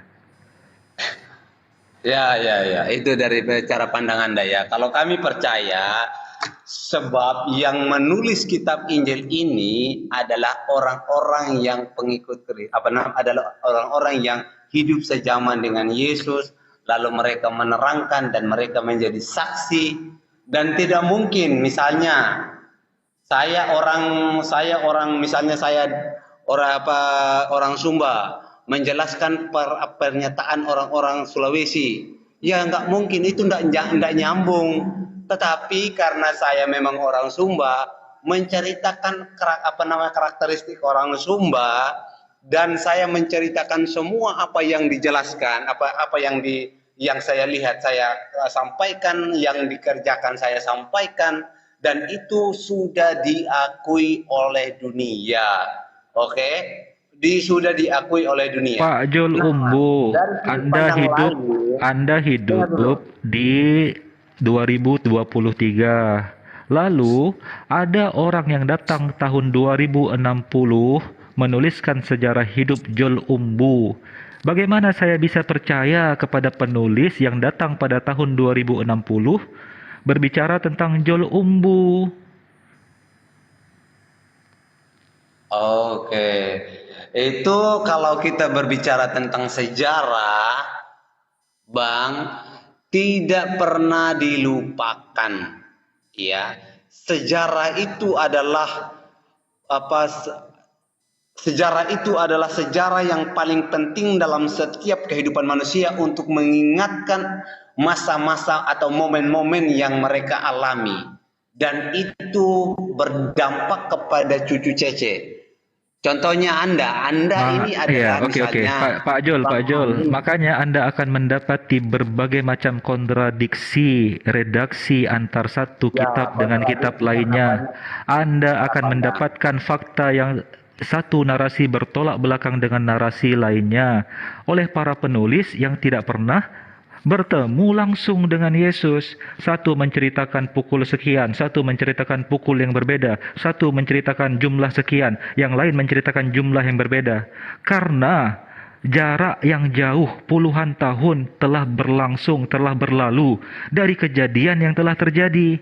Oleh karena ingatan manusia yang telah terlewati puluhan tahun dan terlewati beberapa saksi hidup, maka jelas sekali banyak kontradiksi dan narasi bertolak belakang.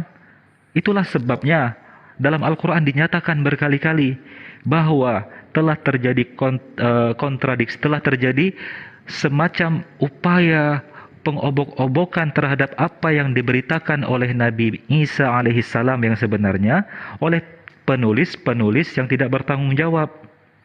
Ya. Dan itu terbukti dengan apa yang tersajikan hari ini. Kita bisa baca bersama, Pak. Bahkan iman apa yang dibangun di atas sebuah keyakinan yang tidak bisa dideteksi, yang tidak bisa dipertanyakan apa sebenarnya, atau siapa sebenarnya, atau apa nama sebenarnya. Saya bertanya kepada Anda, pernahkah Anda tidur di tengah malam sambil memegang kening Anda dengan lengan dan bertanya dalam hati, sebenarnya ketika Sang Yesus dilahirkan oleh ibunya yang suci itu, sang ibu itu memanggil nama apa kepada anaknya? Jangan-jangan Anda tidak pernah mempertanyakan itu. Benarkah anak tersebut yang lahir dari ibu suci, perawan suci, dinamakan dengan kata Yesus? Jangan-jangan ketika Anda menjadikannya Tuhan, memanggilnya Tuhan, beribadah kepadanya, dia tidak pernah merasa karena itu bukan namanya.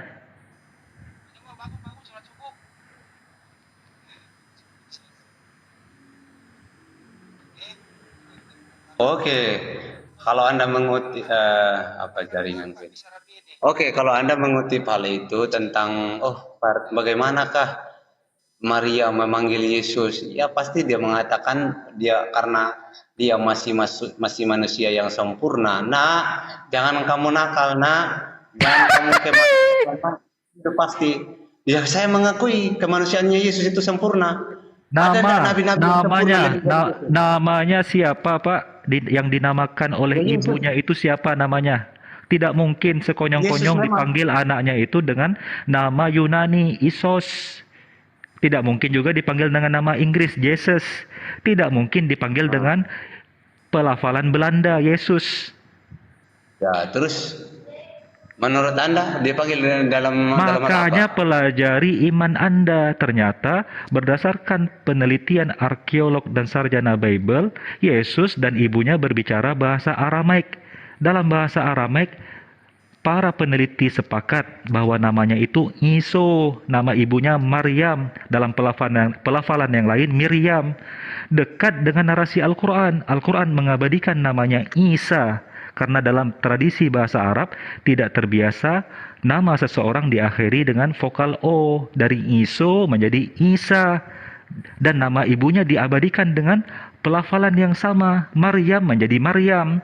Sedangkan dalam kitab Anda yang telah ditranslate berkali-kali, nama sosok tersebut yang Anda katakan Tuhan, tiba-tiba menjadi Isios, menjadi Jesus, menjadi Yesus, dan Anda katakan itu adalah sosok yang diberitakan sebagai Al-Masih.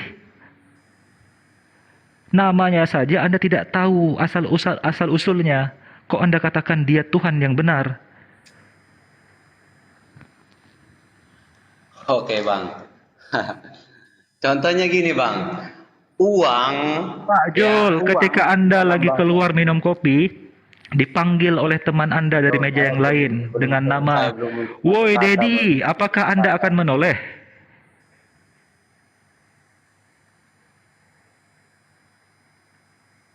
Anda sedang menyebut, sedang memanggil-manggil orang lain, sosok fiktif karangan Paulus dari bisa Yunani, enggak Pak. saya berbicara, Bang? Bisa enggak saya bicara? Lanjut. Oh, Bang Ali namanya ternyata tadi. Bang Ali, misalnya uang itu kalau kami orang Sumba itu berbicara kalau menyebut nama uang itu adalah ndui. Ya, mungkin bahasa Balinya juga beda, bahasa daerahnya. Apakah itu mengurangi nilainya atau tidak? Ketika kita berbicara tentang perbedaan uang itu, misalnya dari berbagai bahasa. Kita tidak berbicara kosakata, benda, atau kata kerja. Kita berbicara nama seseorang, Pak. Sekarang saya tanya. Nama Iso, nama Isa, atau nama Yosua, atau nama Jesus, atau nama Yesus, itu arti katanya itu jauhkah atau bagaimana? Beda-beda. Ya jelaslah, sejak kapan dia hidup dengan nama Jesus? Sejak kapan dia hidup? Ibunya memanggil dia Yesus. Mana data bahwa ibu Maryam yang suci tersebut memanggil nama anaknya ketika dilahirkan, "Wahai Yesus"?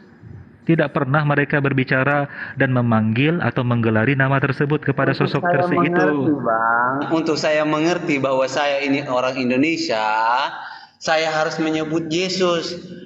Tidak mungkin saya ini orang Indonesia atau Yesus ini adalah orang Arab. Saya memanggil dia apa dalam bahasa Arab? Tidak bisa. Karena kenapa? Untuk Tidak saya dapat perlu mengerti. Anda Karena kata memanggil itu dia adalah dengan bahasa nama. lain. Cukup panggil dia dengan nama yang dipanggil oleh dirinya sendiri dan oleh ibunya dan orang-orang yang hidup bersamanya. Tidak pernah orang-orang yang hidup bersamanya itu menggelari dia nama Yunani, Pak. Dia nggak hidup dengan bahasa Yunani. Betul. Betul. Karena pada saat itu yang berkuasa atau dalam bahasa internasionalnya itu bahasa Yunani, Pak. Bukan bahasa Aram. Bahasa Aram itu adalah bahasa daerahnya mereka. Masakan nama bisa diterjemahkan? Apa nama bisa diterjemahkan, Pak? Karena dia berbahasa ya misalnya Pak Umbu ya kan? Pak Umbu ini orang NTT. Begitu orang Makassar menceritakan tentang Pak Umbu, masakan nama Pak Umbu itu berubah menjadi Sumbu? Bisa nggak itu? Ketika kemudian orang Minang menceritakan tentang Pak Umbu, berubah nama Umbu menjadi Sumbing, apa bisa kayak gitu? Ya, betul-betul. Enggak kan, Pak? Nama tetap nama kan, dalam bahasa apapun tidak mungkin kan berubah. Anda percaya enggak waktu Allah merubah namanya Abram menjadi Abraham, namanya Ishak menjadi Israel? Percaya hal itu? Karena setiap nama dalam perjanjian lama, Sarah menjadi Sarai. Ya, dengar dulu, Tapi mana Iso menjadi Yesus? Mana? Di mana Tuhan merubah menjadi dari Iso menjadi Zeus? Iya, Zeus.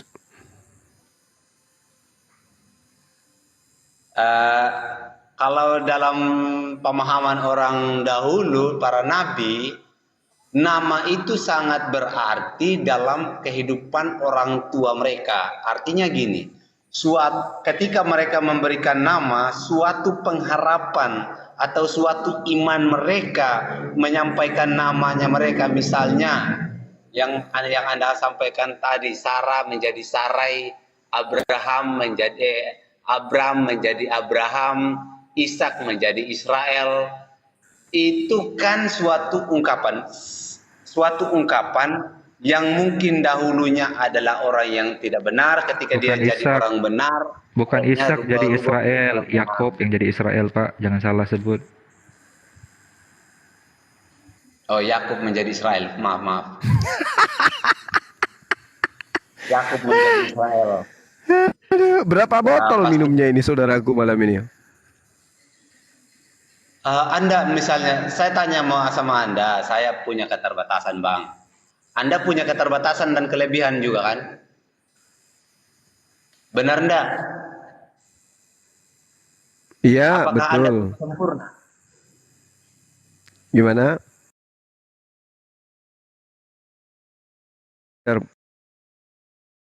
Dari ketidaksempurnaan itu belajar untuk mendekati Setiap orang kesempurnaan. belajar dari kesalahan, pasti. Iya, betul.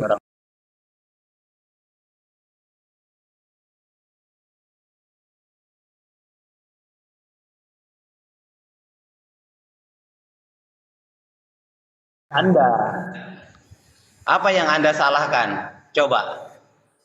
Sebutkan Banyuma satu persatu dah.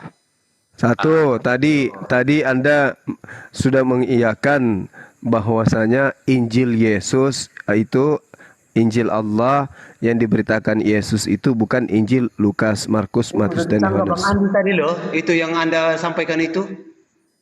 Saya sudah bilang, Yesus menyampaikan kabar baik, Injil yang menurut Anda katakan bahwa Yesus adalah Injil Allah, dikanonik oleh orang-orang yang mendengarkan pernyataan Yesus. Itu kanonik, itu adalah kumpulan-kumpulan berita informasi, jadi disatukan.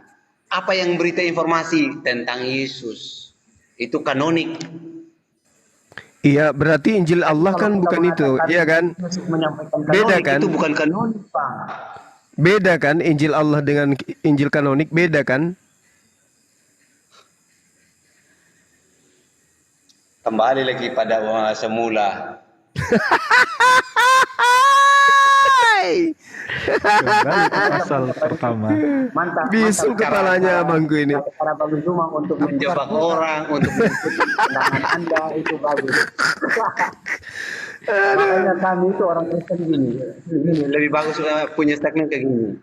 Lebih baik dihina karena kebenaran daripada disanjung karena kesombongan. Woi. Wih, bahayanya. Kata-kata mutiara. Iya, hebat di kata mutiara kayaknya beliau ini. Sebenarnya Pak Jul ini sebenarnya Saya penyair. lanjut dulu ya. Saya lanjut dulu. Nanti besok lagi kalau kita ketemu lagi. Nah dulu saya belum tunjukkan kesalahannya dulu nih. Wih, menghilang. Loh. Kok bisa kayak gitu? Berat ya, Mas. Kok tiba-tiba innalillahi wa inna ilaihi rajiun? Allahu Akbar. Kabur dia. Iya, langsung besok lagi dilanjut. Tiba-tiba loh. Yo, ya agama Kristen yang mau diskusi silakan naik. Tapi memang ya, di Markus Kita 1 bilang istrinya sudah mau itu kalau kau terus berhenti mau. Tapi memang ini di Markus 1:14 ini memang agak sulit dijawab oleh siapapun. Ini sebenarnya mana Injil Allah itu yang diberitakan di Galilea, yang mana gitu loh. Kalau jawabannya ke 4 Injil kanonik itu ya nggak nyambung gitu, karena Yesus kan nggak pernah ketemu mereka juga gitu. Ditulis beberapa ratus tahun kemudian. Apakah memang dia berbahasa Yunani gitu? Masa Injil Allah disampaikan dengan berbahasa Yunani? Ini memang agak sulit sih. Aku bawain itu Bang Andi ke ini, ke tempatnya si Erben. Asalnya kan mereka cekak-cekek bahas gedebak-gedebuk kitab dari langit. Langsung aku butin tuh pakai Markus 1:14 tuh. Nih, yang gedebuk dari langit nih Injil Allah nih. Wah, itu langsung satu rum tritung paduan suara. Wah, itu maksudnya nggak gitu, itu bukan kita. Boy, kalau kamu comot-comot ayat, wah semua argumen Takia Korintus dikeluarin. Aku di-kick. Itulah jadinya. Ya makanya kalau sekolahmu masih gitu-gitu aja jangan coba-coba. Ya kenapa ini ya pamungkas loh ini. Ya betul kata Bang Juma sama Ustadz Ali tadi, bahwa celakalah orang yang menulis dengan tangannya sendiri terus mengatakan ini dari Allah, kemudian dia menjualnya dengan harga murah kan gitu. Ini dia nih masalah nih. Kalau mereka tidak menyembunyikan ini, sebenarnya nggak ada Kristen loh. Yakin, berani saya ngomong loh ya. Jadi untuk Kalau ini membela tidak argumen bahwa Injil itu benar dalam bahasa Yunani, bahkan sampai mereka seperti si Kayapas, si Kiamat terang-terangan mengatakan Yesus membaca Taurat di bait suci dalam bahasa terjemahan Septuaginta katanya itu. Wah, itu seru. Untuk itu, bener. Di rumah siapa waktu itu ya? Lupa. Di roomnya si ini. Ya gimana nyambungnya Yesus membaca terjemahan Septuaginta? Lucu, Yesus mengajar di bait Allah pakai Septuaginta. Itu kaget aku. Satu room kaget, sama Kristen juga kaget loh. Anjir, buset kiamat. Yang dia pakai itu Injil Paulus ya. Di Galatia 1, Galatia 1:8. Galatia 1:8 begini, tetapi sekalipun kami atau seorang malaikat dari sorga memberitakan kepadamu kamu satu Injil yang berbeda dengan Injil yang telah kami beritakan kepadamu, tertuklah dia. Jadi ya yang mereka pakai itu Injil Paulus kali ya. Paulus berkata begini ya, kita ke intern dulu. Kalau Ya. aku Ustadz Ali tolong, dan Bang Juma juga, Bang Kores tanggapi ya. Kalau sekiranya Al-Quran itu tidak benar, sebagaimana bahwa ada yang disembunyikan begitu, mestinya mereka ini bisa buktikan mana yang Injil Allah itu gitu. Kalau itu ada berarti Al-Quran salah, kan gitu. Nah, secara kita pakai akal sehat begitu, bahwa pengajaran para nabi itu berkesinambungan sampai ke Yeshua Amasya, terakhir Nabi Muhammad SAW. Oke lah, syariat berbeda ya. Pada zaman Nabi itu disesuaikan kemampuan kaumnya kan gitu. Tapi saya rasa ajaran para nabi itu tauhid semua. Sampai ke Nabi Muhammad. Kenapa di Yesus ini dibelokkan begitu. Kenapa Nabi Isa alaihissalam atau Yesua Mesia, atau bolehlah dikatakan Yesus Kristus, kenapa dibelokkan faktanya? Banyak sekali pembelokan loh gitu ya. Satu, mereka mengatakan mati di tiang salib. Kedua adalah Yesus ini setara dengan Sang Pencipta, masuk bagian dari Trinitas. Bahkan ada yang mengatakan dia adalah Bapa itu sendiri. Menurut teman-teman semua di sini, mereka itu mendapat informasi dari siapa? Apakah Yesus yang ngajarin demikian, atau ada orang yang paling berpengaruh sehingga membuat statement, bahkan iman, bahkan doktrin ini sangat kuat? Kira-kira siapa bosnya gitu? Ada yang tahu? Kalau nggak ada yang tahu, saya yang kasih tahu. Tapi saya mau tidur.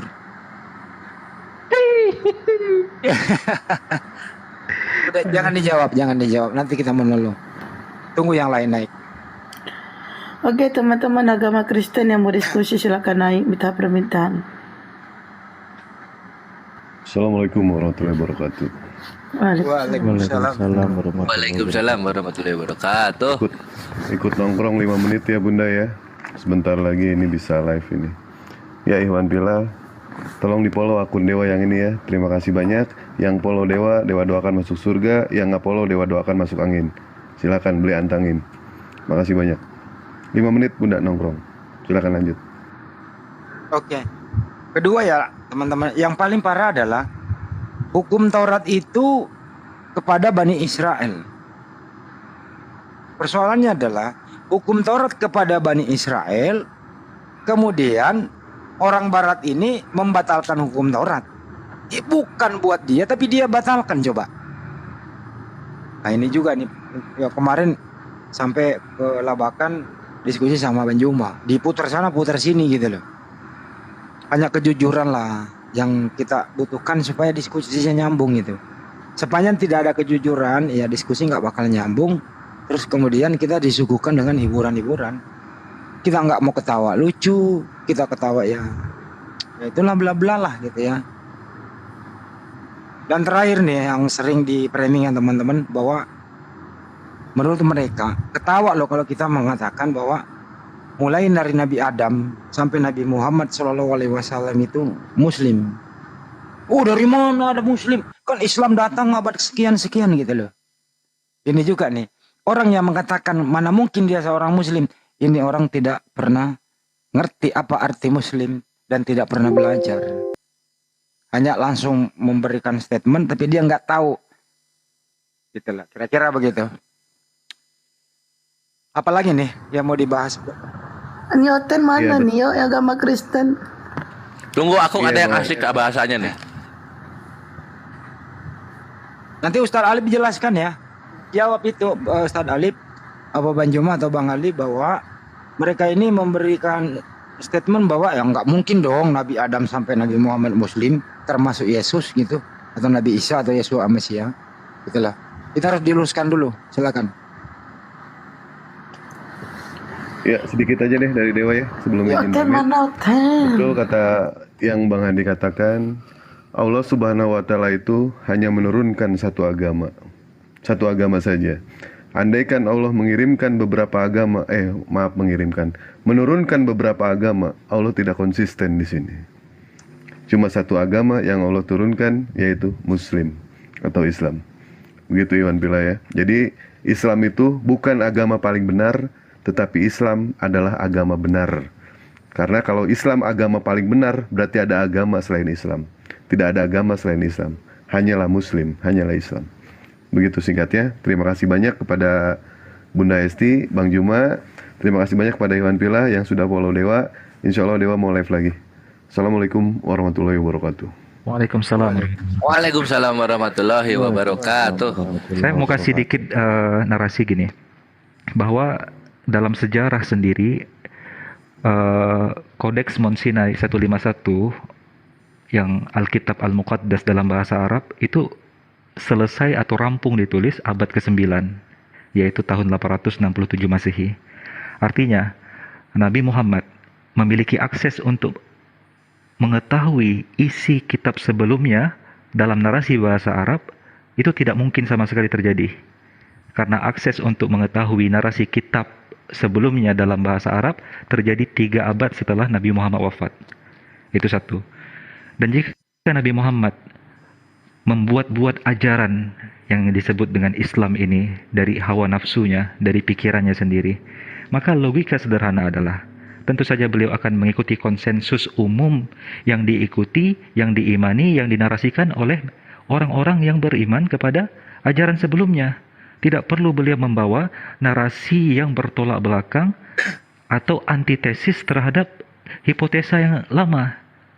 Peristiwa para nabi yang berzina, yang melakukan dosa besar, mabuk-mabukan, berebut istri orang, ya beliau ikuti saja. Tidak perlu beliau bawa narasi yang bertolak belakang agar mudah diterima, agar mudah di-approve dan di-ACC oleh ajaran-ajaran sebelumnya. Tetapi tidak. Atas dasar itulah menunjukkan bahwa apa yang dibawa oleh Rasulullah benar firman Allah, benar kalamullah, benar sebagai penggenapan dan pelurusan terhadap kerusakan ajaran-ajaran sebelumnya. Itu logika sederhana kalau orang yang mau berpikir dengan kritis akan sampai kepada kesimpulan itu. Wallahu a'lam bishawab. Masya Allah. Pak Ali, Bang Joma.